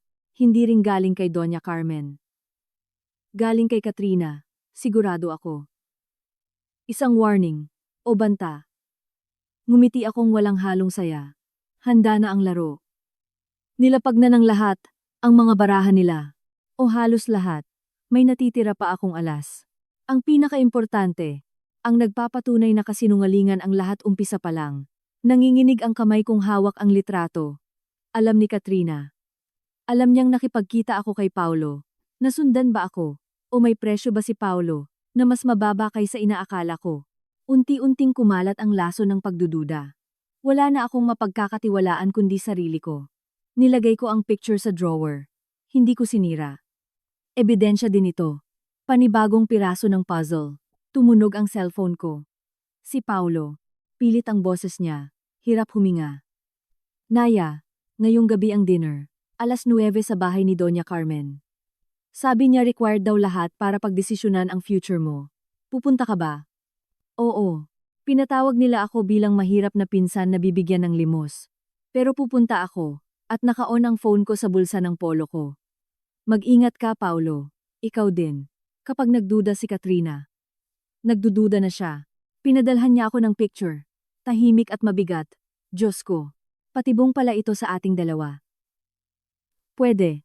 O baka nananakot lang para hindi ko gawin ang susunod na hakbang. Pero gagawin ko pa rin. Binaba ko ang tawag. Nagsuot ako ng itim. Simpleng bestida. Hindi pansinin. Parang anino. Sinuot ko ang recording watch ko. Chinek ang battery. Full. Lumabas ako ng kondo. Hindi na lumingon pabalik.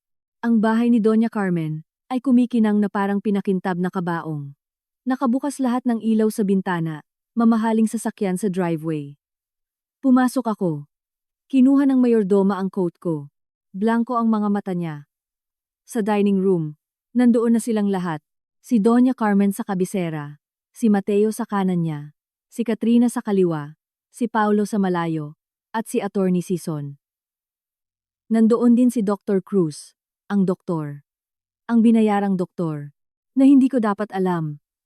Naya, iha, maupo ka.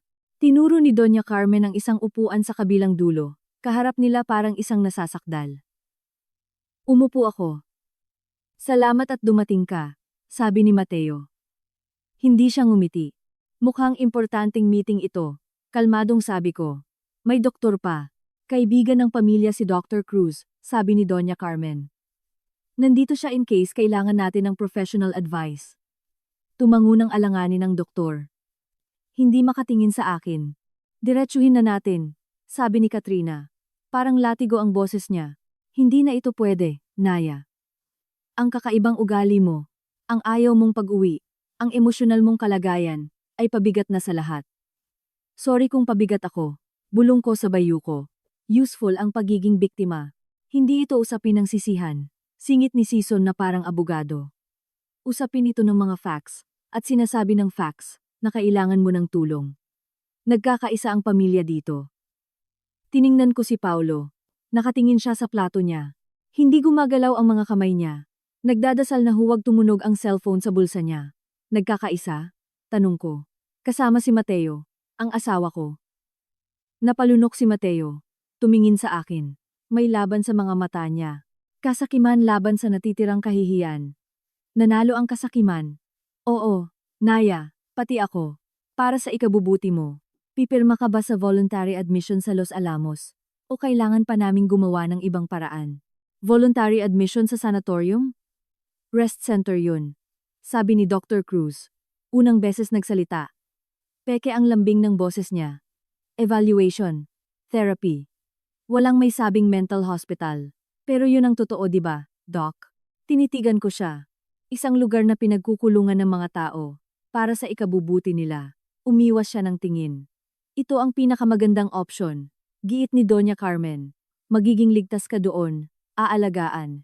At legally, habang nasa treatment ka, makakakuha si Mateo ng provisional guardianship mo. Pansamantala lang hanggang gumaling ka. At kung gumaling ako sa isang araw o isang taon, sino magdedesisyon? Ang mga doktor. Mabilis na sagot ni Sison. Ang team ng center. Sila mag-i-evaluate sa'yo. Ang team na kayo ang nagbabayad. Naisip ko ng malakas. Nasabi ko ng malakas. Namutla ng konti si Sison. Seryosong akusasyon yan, Mrs.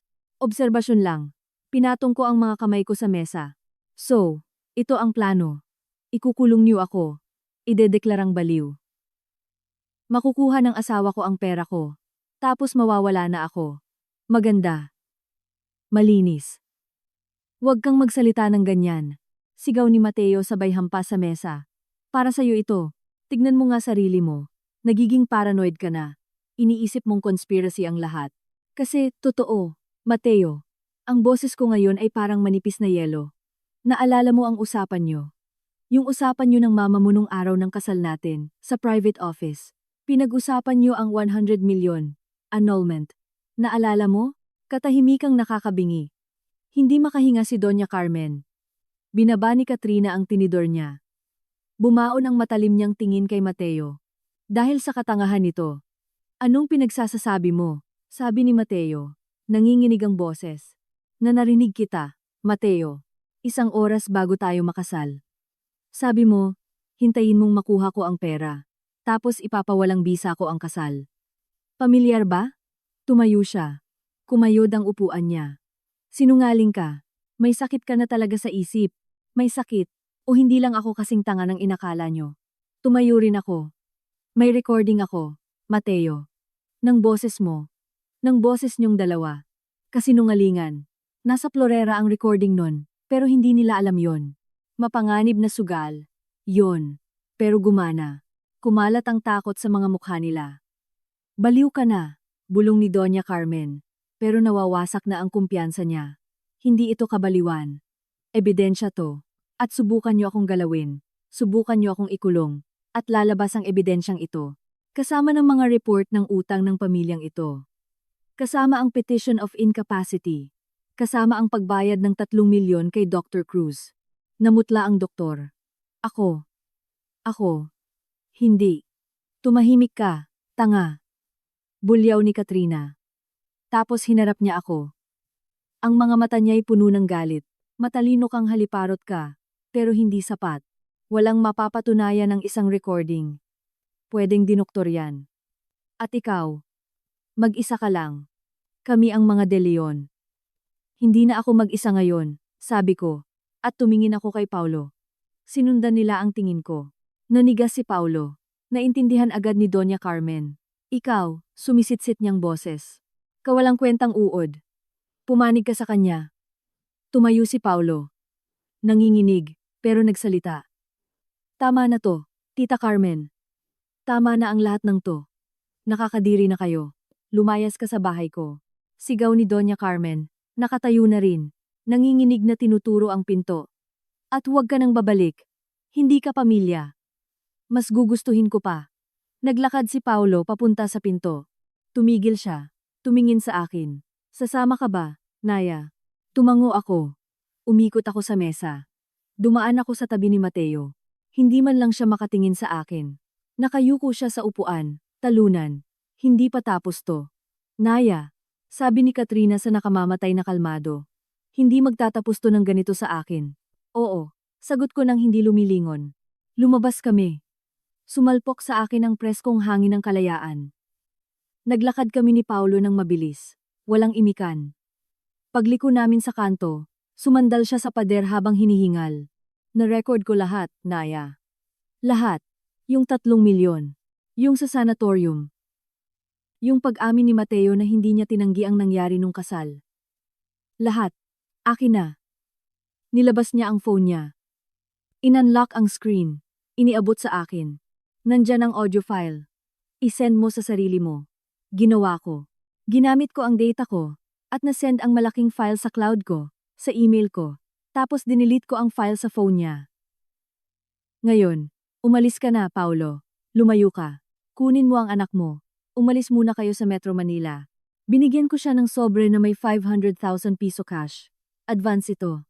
May susunod pa. Ayoko niyan. Hindi ko ito ginawa para sa pera. Alam ko, pero kailangan mo yan para makapagsimula ulit. Malayo sa kanila. Please. Kinuha niya ang sobre. Tumango. At ikaw? Anong gagawin mo? Kung ano ang dapat kong ginawa umpisa pa lang. Tapusin to. Bumalik ako sa kondo. Umupo ako sa sahig ng living room. Nasa lap ko ang laptop. Nagsuot ako ng earphones at pinindot ang play. Malinaw na pumasok sa pandinig ko ang mga boses nila. Doña Carmen, dapat maunahan natin, bago pa siya kumuha ng sarili niyang expert. Season, pumayag na si Dr. Cruz. Pipirma siya sa report kapalit ng 3 milyon. Kalahati muna. Mateo. Paano kung lumaban siya? Kung tumawag ng pulis? Katrina. Ano sasabihin niya? Na gusto siyang tulungan ng mapagmahal niyang pamilya. Sasabihin ng doktor na paranoid delusional siya. Salita niya laban sa atin. At nasa atin ang doktor. Doña Carmen. May reserved room na sa Los Alamos. Pipirma siya sa voluntary admission. O pipirma ang doktor ng emergency. At aalis siyang nakaambulansya. Nakatali kung kailangan. Mateo. Kailangan niya munang pirmahan ang special power of attorney. Yun ang pinaka-importante. Si Son, gagawin yun sa center under medical supervision. May gamot siya. Mas madali siyang mapasunod. Pinakinggan ko ng 1, 2, 3 beses. Bawat salita, bawat malupit na tawa, bawat walang awang plano, hindi ako umiyak. Sinunog na ng galit ko ang lahat ng luha ko. Hawak ko ang ultimate weapon. Ang recording ng plano nilang ikulong ako para nakawan ako. Kasama pa roon ang didirektang pag-amin ni Mateo, tungkol sa araw ng kasal. Puro at ginto, pero hindi pa sapat. Hindi para sirain sila, kundi para lang protektahan ang sarili ko. Gusto ko ng higit pa. Gusto kong magbayad sila. Tiningnan ko ang orasan. 2:00 ng madaling araw. Nag-email ako kay Carlos, ang abogado ko, kasama ang audio file. Carlos, nandito ito. Bukas ng umaga sa office mo. Maghahanda tayo para sa counter-attack. Nag-email din ako kay Rafi Dantes, yung investigative journalist. Text lang. Nasa akin ang recording. At mas malala pa ito sa inakala mo. Bukas ng 12:00, sa dating coffee shop. Pumunta ka ng mag-isa. Sa wakas, ginawa ko ang isang bagay na matagal ko nang dinedelay. Nagbukas ako ng blank document at nagsimulang magsulat. Mula umpisa. Mula nung nakilala ko si Mateo. Ang mabilis na ligawan. Ang pressure na magpakasal. Ang mana ng nanay ko. Ang usapang narinig ko. Ang peking trust fund. Ang cameras. Ang tini Katrina. Ang peking pagbubuntis. Ang dinahilang miscarriage. Ang petition for incapacity. Ang meeting ngayong gabi. Lahat, may petsa, pangalan, at detalye. Ito ang statement ko. Ang testimony ko kung sakaling may mangyari sa akin. Sinave ko ito sa iba't ibang lugar. At pinadala ang isang kopya sa email na tanging tatay ko lang ang nakakaalam. Nang matapos ako, paumaga na. Nagsisimula ng humuni ang mga unang ibon. Tumayo ako. Tumunog ang mga buto ko. Tiningnan ko ang salamin. Lubog ang mga mata. Maputla ang balat. Pero ang babaeng nakatingin sa akin ay wala ng takot. May plano siya. At may ebidensya siya. Tumunog ang cellphone. Si Mateo. Siguro nakabalik na siya sa ulirat niya. Hinayaan kong tumunog. 1, 2, 3. Sa pang-4, sinagot ko. Walang imik. Naya. Paos ang boses niya. Lasing. Naya. Parang awa mo na. Kausapin mo ako. Tahimik ako. I'm sorry. I'm so sorry. Idea yun ni Mama. At ni Sison. Ayoko sana. Pero yung mga utang. Kailangan mong maintindihan. Tahimik lang ako. Panay record sa call niya. Siyempre. Maayos natin to. Kalimutan natin ang lahat ng to. Bumalik ka na sa bahay. Magiging totoong pamilya tayo. Wala si Mama. Wala si Katrina. Tayong dalawa lang. Please. Nakakaawa. At kasinungalingan. Mateo, sabi ko sa wakas. Kakaiba ang boses ko. Flat. Parang sa ibang tao. Huli na ang lahat. Nakapili ka na ng panig mo.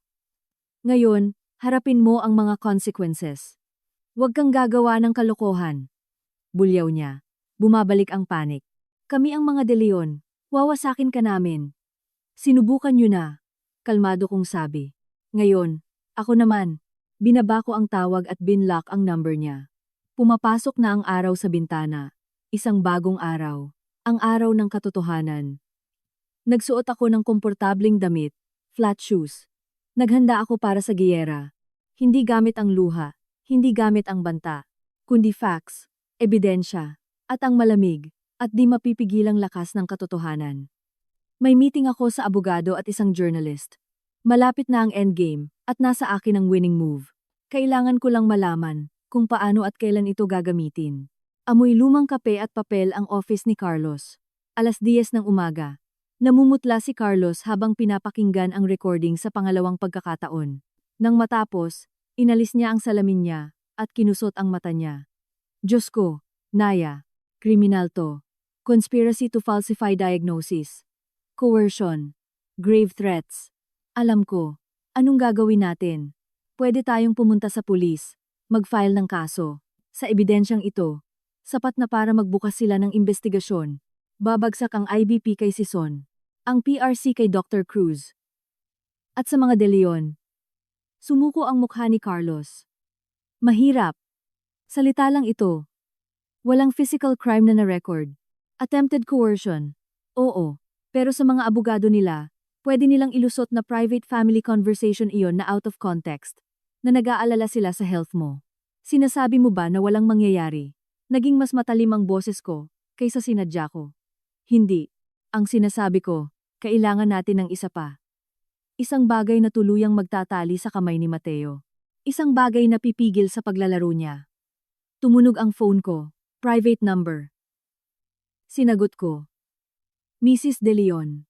Si Roman Sison ito. Ang boses niya ay kasing lamig pa rin sa recording. Kailangan nating mag-usap. Tayong dalawa lang. Wala na po tayong dapat pag-usapan, Attorney Sison. Sa tingin ko meron. May hawak kayong bagay na kailangan ko, at may hawak akong kailangan nyo. 1 oras. Sa lobby ng The Pen. Public yun. Walang mangyayari sa'yo. Tiningnan ko si Carlos. Kumunot ang noo niya at umiling. Patibong yan. Patibong lahat to mula nang makasal ka. Anong meron kayo na magiging interesado ako? Tanong ko. Impormasyon tungkol kay Paulo. Ang pinsan ng asawa mo. O ex-ali mo. Kung yun ang gusto mong itawag. 1 oras. Binaba niya. Napabuntong hininga si Carlos. Huwag kang pumunta. Pupunta ako. Pero hindi ako mag-iisa. 11:30, pumasok ako sa lobby ng The Peninsula Manila. Nandoon na si Sison sa isang mesa sa dulo. Mag-isa. Umupo ako sa harap niya. Hindi ako umorder ng kahit ano. Salamat sa pagpunta. Naglabas siya ng phone. Nilapag sa mesa. Isang recorded call ni Paulo kay Katrina kagabi. Pinindot niya ang play. Boses ni Paulo, malabo, natataranta. Hindi ko na kaya, Kat. Binablockmail niya ako. Sabi niya kapag hindi ko siya tinulungan, ipagkakalat niya, yung sayo, dati pa. Yung tungkol sa hardinero natin. Natatakot ako. Malamig ang sagot ni Katrina. At bakit mo sinasabi sa akin yan, pinsan? Para tulungan mo ako. Nakapili ka na ng kampo mo. Mabulok ka sana. Naputol ang tawag. Kinuha ni Sison ang phone. Sinubukan ni Paolo na i-blackmail si Katrina sa isang sikreto nung teenager pa sila. Isang sikreto na matagal na naming alam lahat. Isang desperadong paraan para bumalik siya sa pamilya. Dahil si Paolo, mahal kong Naya, ay baon sa utang sa sugal at walang pasensya ang mga naniningil sa kanya. Akala niya, pag pumanig siya sa'yo, malulusutan niya. Pero kagabi pagkatapos niyang makausap ka, pinuntahan siya ng mga inutangan niya. Binigyan lang siya ng hanggang tanghali ngayon. Kaya sinubukan niyang magmakaawa sa pamilya at pumalpak siya. Nangilo ang sikmura ko. Totoo iyon. Traitor ba si Paolo sa umpisa pa lang? O natatakot lang talaga siya? Anong gusto mong palabasin? Na mahina ang testigo mo. Na mababasag ang testimony niya sa korte. Dahil baon siya sa utang at sinungaling. At kung wala siya, mawawalan ng bigat ang recording mo.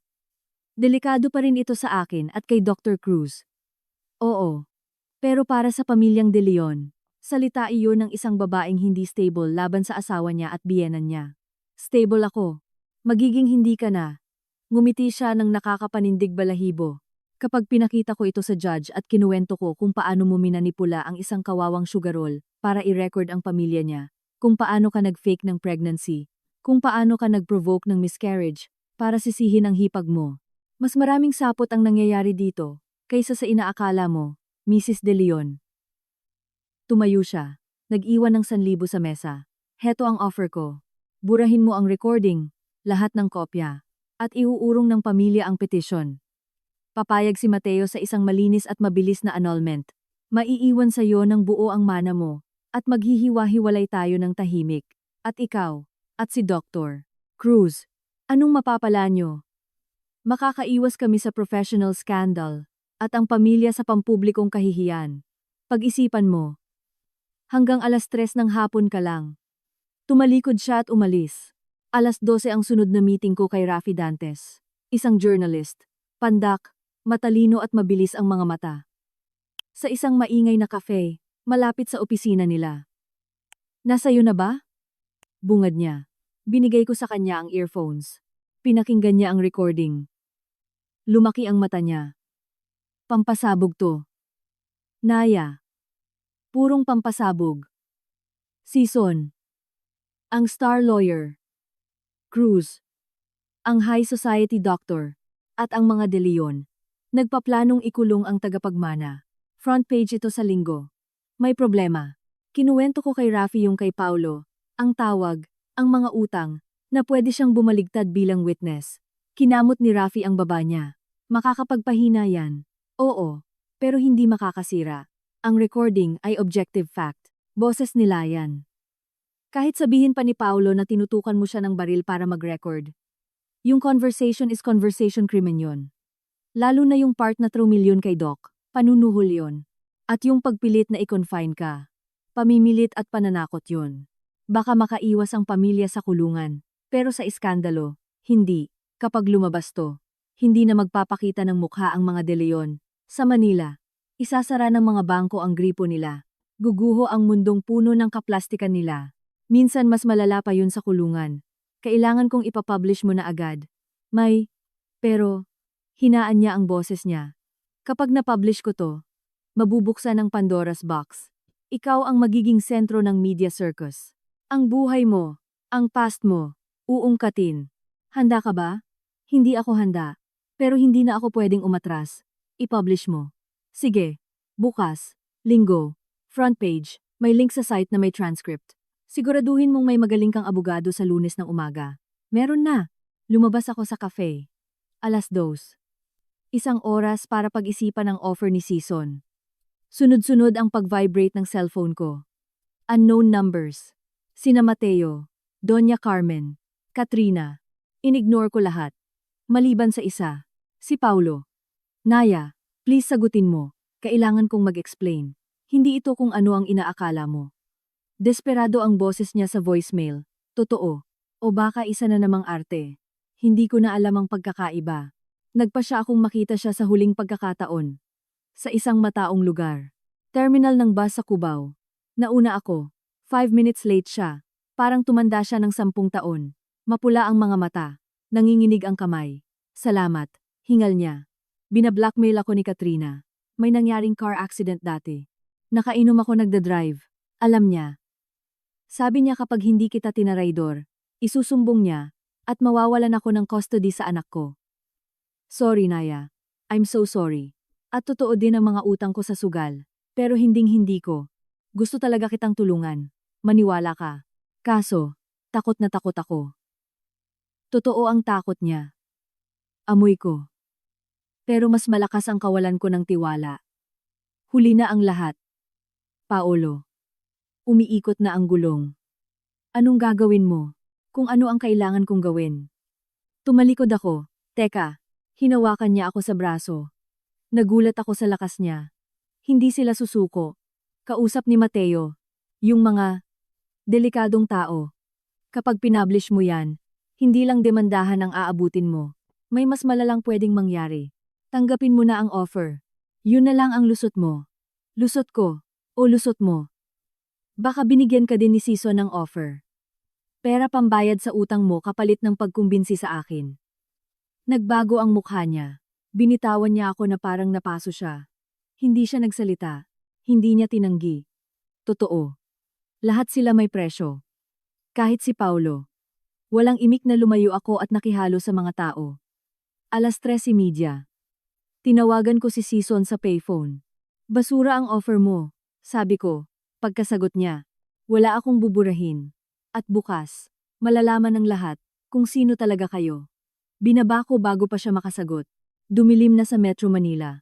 Sa kondo ko, nag-impake ako ng maliit na bag, damit, dokumento, backup copies. Nakahanap si Carlos ng discreet hotel room para sa akin nakapangalan sa law firm. For security reasons, sabi niya. 8:00 ng gabi, nag-doorbell sa labas. Sumilip ako sa peephole. 2 lalaking nakasuit, hindi mukhang pulis. Mukhang mas malala. Mga goons, malamang. Nag-doorbell ulit.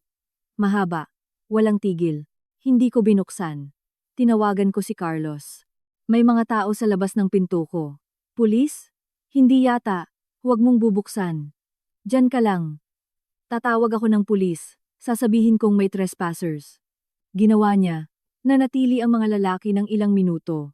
Tapos may pinindot sila sa tainga nila. Isang earpiece, malamang nakatanggap ng utos, at umalis. 10 minutes later, tumunog ang personal phone ko, si Mateo. Ngayon, sinagot ko. Nagtawag ka pa ng pulis para sa sarili mong pamilya. Halos sumigaw siya. Hindi pamilya ang mga lalaking yon, Mateo. Mga goons mo yon. Gusto lang nilang makipag-usap para mapigilan kang gumawa ng kalokohan. Ang pinakamalaking kalokohan na ginawa ko ay ang pakasalan ka. Tapos na tayo, Mateo. Bukas malalaman na ang lahat. Kapag ginawa mo yan, wawasakin kita. Sigaw niya. Hindi lang gamit ang mga abogado. Isinusumpa ko. Pagsisisihan mo to. Nagsisisi na ako, kalmado kong sabi. Na hindi kita kinasuhan nung araw pa lang ng kasal natin. Binaba ko at pinatay ang cellphone ko. 10:00. Tiningnan ko ang balita sa laptop. Isang maliit na flash report sa society section. Tensyon sa pamilya De Leon. Ayon sa mga sources, may marital crisis daw na nagaganap matapos ang pagkawala ng unang tagapagmana. Nagpapahinga ngayon ang batang asawa na si Naya Bautista sa labas ng Maynila. Sila ang naglabas niyon. Unang hakbang para kontrolin ang kwento. Bukas. Mas malakas ang kwento ko. Humiga ako sa kama ng hotel, nakatingin sa kisame. Hindi ako makatulog. Nire-review ko ang lahat. May nakalimutan ako. Isang nawawalang piraso. Ang unang recording. Nung araw ng kasal. Nandoon pa rin sa Florera sa hacienda. Hindi ko na nakuha. Nakalimutan ko na sa dami ng nangyari. Iyon ang pinakalumang ebidensya, ang pinakamalakas. Ang magpapatunay na planado na ito, simula pa sa unang segundo. Masyadong mapanganib kung babalikan ko iyon ngayon. Sapat na naman siguro ang recording ng conspiracy. Oo. Pero mas malakas ang isa. Pinapakita niyon ang pinagmulan. Ang kasinungalingan ng kasal. 1:00 ng madaling araw, gumawa ako ng isang tanga o matapang na desisyon. Kinuha ko ang bag ko. Dumaan ako sa fire exit. at lumabas sa likod. Nag-drive ako papuntang Batangas, papunta sa hasyenda ng mga De Leon. Madilim ang bahay, kaunting ilaw lang sa labas. Alam ko ang alarm code. 1904. Ang taon na tinayo ang negosyo ng pamilya. Tinip ko. Namatay ang alarm. Pumasok ako ng tahimik. Ganoon pa rin ang Hall of Mirrors, katulad nung araw ng kasal. Walang tao, maalikabok. Dumiretso ako sa private office. Nandoon pa rin ang Chinese porcelain vase sa tabi ng bintana. Pinasok ko ang kamay ko. Naramdaman ko ang ilalim. Wala. Sinubukan ko ulit. Wala. Binuhat ko iyon. Walang laman. Yan ba ang hinahanap mo? Lumingon ako. Huminto ang puso ko. Si Katrina.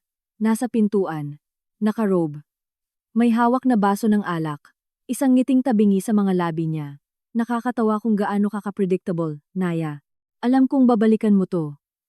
Sabi ni Mateo, nagbabluff ka lang. Pero kilala kita. Isa kang daga na nag-iipon ng tira-tira. Nasaan? Nasa safe na lugar. Kasama ng iba naming insurance. Gaya nung medical report ni Dr. Cruz tungkol sa mental instability mo. O ang statement ng dalawang kasambahay nung kasal na magpapatunay na umiiyak ka mag-isa ng hysterical.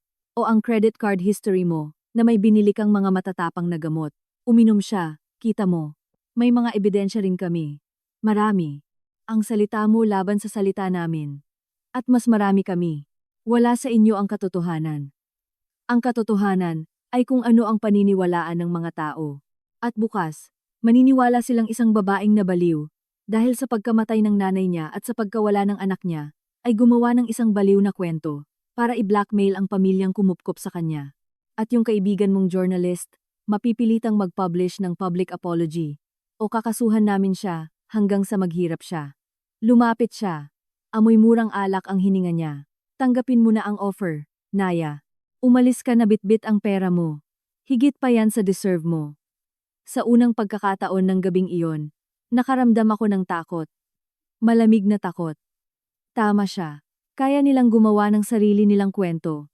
Kaya nilang ibaon ang katotohanan ko sa ilalim ng mga kasinungalingan at mga bayarang testigo. May pera sila at walang konsensya. At kung hindi ako pumayag, kung ganoon, gagamitin namin ang iba pa naming resources, yung mga di gaanong legal. Delikado ang Maynila, Naya. Minsan may mga malulungkot na nangyayari sa mga babaeng nag-iisa. Nawala ang ngiti niya. Ngayon, lumayas ka sa bahay ko. Lumabas akong walang dala, at dala ang kasiguraduhan na ang laban kinabukasan ay hindi magiging tagumpay na inaasahan ko. Isa itong digmaan ng patibayan. At mas marami silang bala. Pagbalik ko sa hotel, binuksan ko ang phone ko. Dose-dose ng missed calls. Mga banta mula kay Mateo. Isa mula kay Doña Carmen, na nagsasabing pagsisisihan ko ang ginawa kong pananakit sa pamilya. At sa huli, isa mula kay Paulo. Maikli lang, tumakas ka na. Isa itong patibong sa loob ng patibong. At nahulog ako. Nasa akin ang conspiracy recording.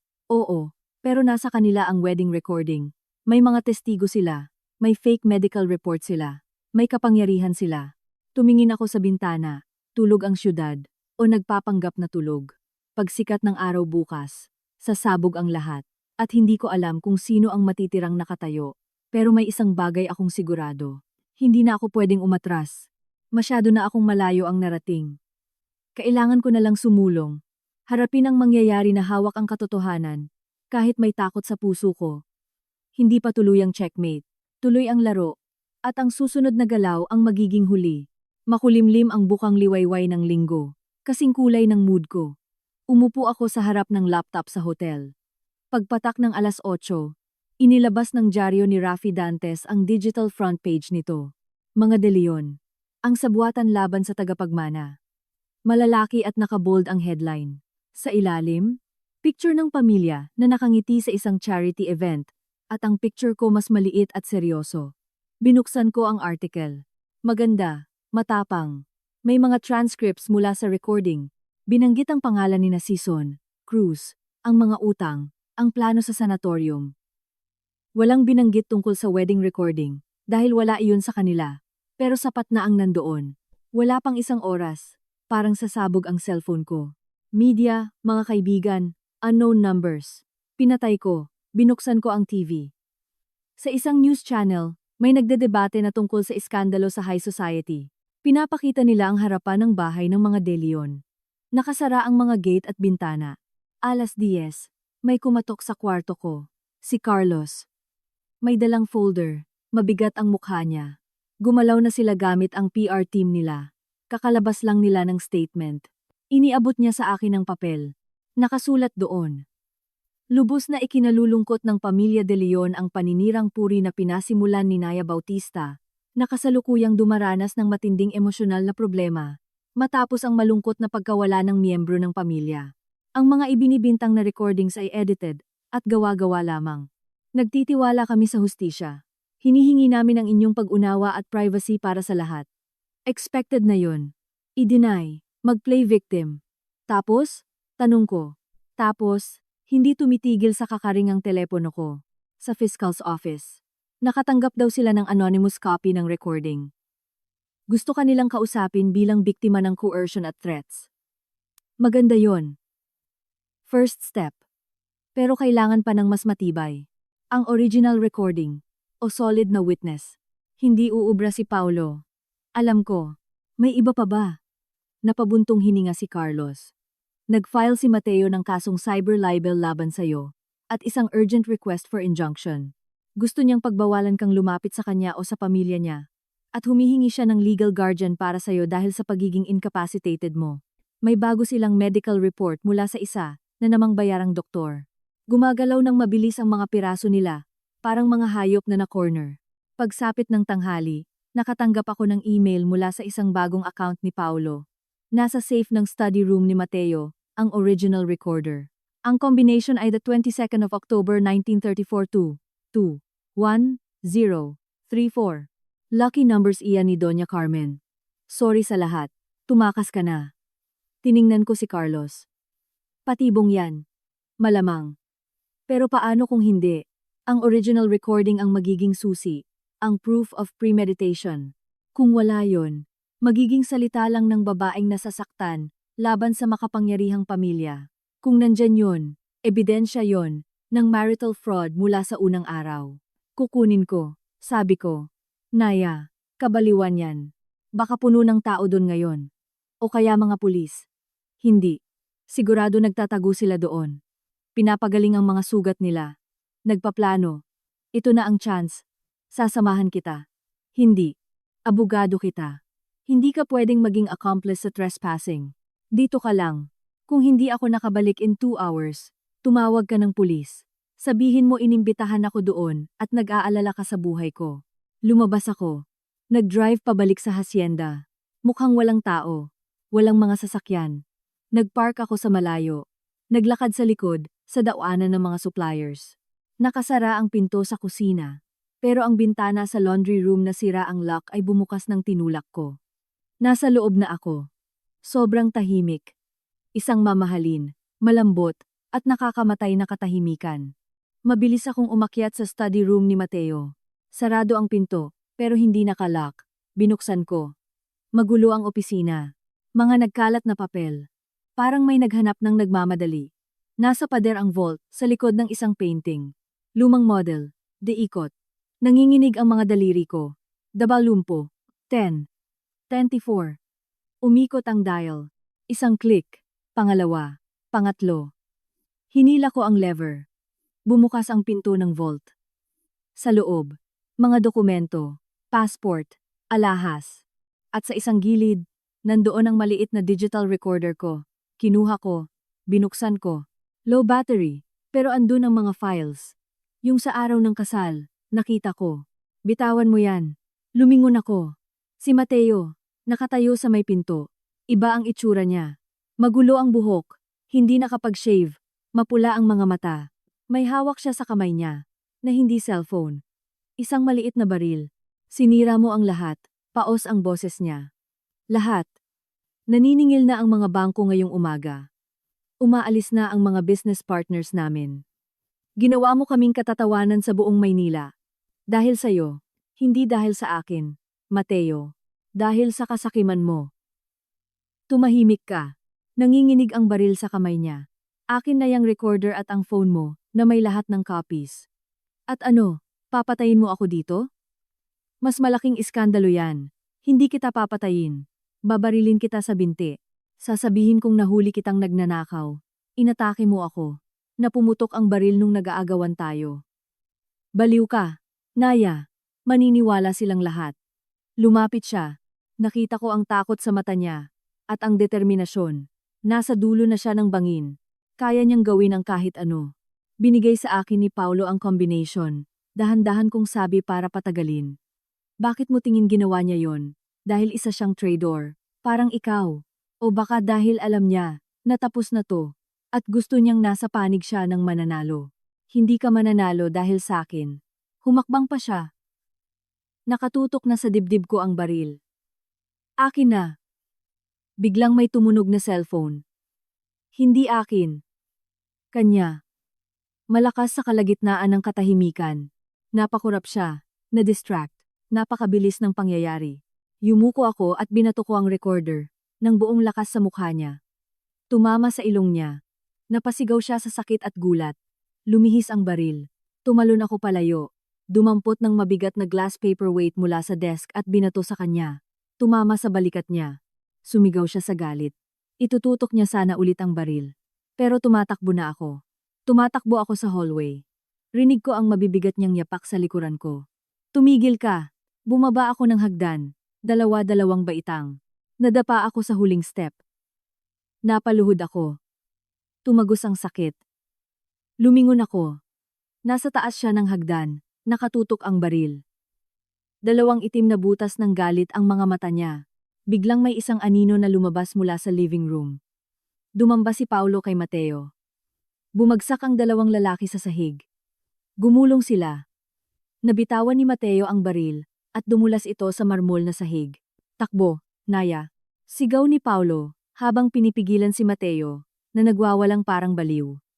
Hindi na ako nagdalawang isip. Gumapang ako papunta sa baril, dinampot ko iyon. Mabigat, malamig. Tumayo ako at itinutok sa kanila. Tama na, sigaw ko. Hindi nanginginig ang boses ko. Naghiwalay silang dalawa, hinihingal. Tiningnan ako ni Mateo, tapos tiningnan ang baril sa kamay ko. Ang galit sa mukha niya ay naging takot. Hindi mo kaya. Hindi ko alam, Mateo. Pinagbantaan mo ako. Binalak niyo akong ikulong. Ninakawan niyo ako. Ano ba ang hindi kayang gawin ng isang baliw na babae? Dahan-dahang tumayo si Paulo. Naya, huwag. Hindi worth it. Akin na ang baril. Tumawag ka ng pulis, Paulo. Ngayon na. Tumango siya. Nilabas ang cellphone niya. Tinawagan ang 911. Bumagsak si Mateo. Literal na bumagsak sa hagdan. Hawak ang ulo. Wala na. Tapos na ang lahat, bulong niya. Lahat. Dumating ang pulis pagkalipas ng 10 minuto. Bago pa sila dumating, binitawan ko na ang baril sa sahig. Kasunod na dumating si Carlos, kasing putla ng pader. Nagbigay kami ng statement. Pinakita ko ang recorder. Pinapakinggan ko ang isang fragment. Yung nung kasal. Malinaw ang boses ni Mateo. Hintayin mong makuha ko ang pera. Tapos ipapawalang bisa ko ang kasal. Iyon ang huling pako sa kabaong niya. Ang mga sumunod na araw ay parang ipo-ipo. Nagbukas ng investigasyon ang Fiscal's Office laban kina Mateo, Doña Carmen, Katrina, Attorney Sison, at Dr. Cruz para sa coercion, grave threats, falsification of documents, at fraud. Ang recording sa kasal ang naging matibay na ebidensya para sa fraudulent intent of marriage. Nag-file si Carlos ng kasong Declaration of Nullity of Marriage dahil sa pandaraya. Hindi ito basta annulment. Ito ay para patunayang hindi nangyari ang kasal mula umpisa, dahil sa kawalan ng tunay na intensyon, at dahil sa panlilinlang. Naging malinaw ito sa judge. Pagkalipas ng 1 buwan, naging official ito. Si Naya Bautista ay bumalik sa pagiging Naya Bautista lang, hindi na De Leon. Nagkawatak-watak ang pamilya. Nagkaroon ng nervous breakdown, si Doña Carmen at inilipat sa isang pasilidad sa ibang bansa. Si Katrina, ayon sa chismis, ay nakikipag-deal sa mga autoridad para idiin ang kapatid niya kapalit ng immunity. Si Mateo, na kinasuhan ng iba't ibang krimen, ay nakabail, pero basag na basag ang pangalan. Bagsak ang mga negosyo, Foreclosed ang mansyon. Tumestigo si Paulo pabor sa akin. Sinabi niya lahat ng alam niya. Kapalit noon, hindi siya kinasuhan para sa attempted blackmail. Umalis siya ng Maynila kasama ang anak niya. Nagpadala ako sa kanya ng pera, gaya ng pinangako ko, para makapagsimula ulit. Ako? Naiwan ako sa kondo ko, hawak ang pangalan ko, at ang mana ko na buong buo. Isang araw, nakatanggap ako ng handwritten letter mula kay Mateo. Nakasulat lang doon, patawarin mo ako. Pinunit ko iyon nang hindi tinatapos basahin. 6 na buwan ang nakalipas, nasa airport ako, may one-way ticket pa New York, isang bagong lugar, kung saan walang nakakakilala sa akin, at sa kwento ko, imamanage ni Carlos ang yaman ko mula sa Pilipinas. Nabenta na ang hasyenda, na muntik sumira sa buhay ko. Bago ako sumakay, bumili ako ng kape. Sa TV sa cafe, may maikling balita. Pagdinig sa kaso laban sa pamilya De Leon, muling ipinagpaliban. Nagdahilan ang mga akusado ng problema sa kalusugan. Nakita ko sina Mateo at Doña Carmen, na lumalabas ng korte, nakayuko ang mga ulo, pinagkakaguluhan ng mga reporters. Wala na akong naramdaman. Ni galit o awa, wala. Pinatay ko ang TV sa isip ko. Kinuha ko ang bag ko, at naglakad papunta sa boarding gate na hindi na lumilingon pabalik. Tapos na ang laro. At labag sa inaasahan nilang lahat, ako ang nanalo. Hindi dahil sa mas mayaman o mas matalino ako, kundi dahil tumanggi akong maging isang pirasong basta nalang ginagalaw ng iba. Ngayon, akin na ang buong chessboard, at ako ang magdedesisyon ng susunod kong galaw.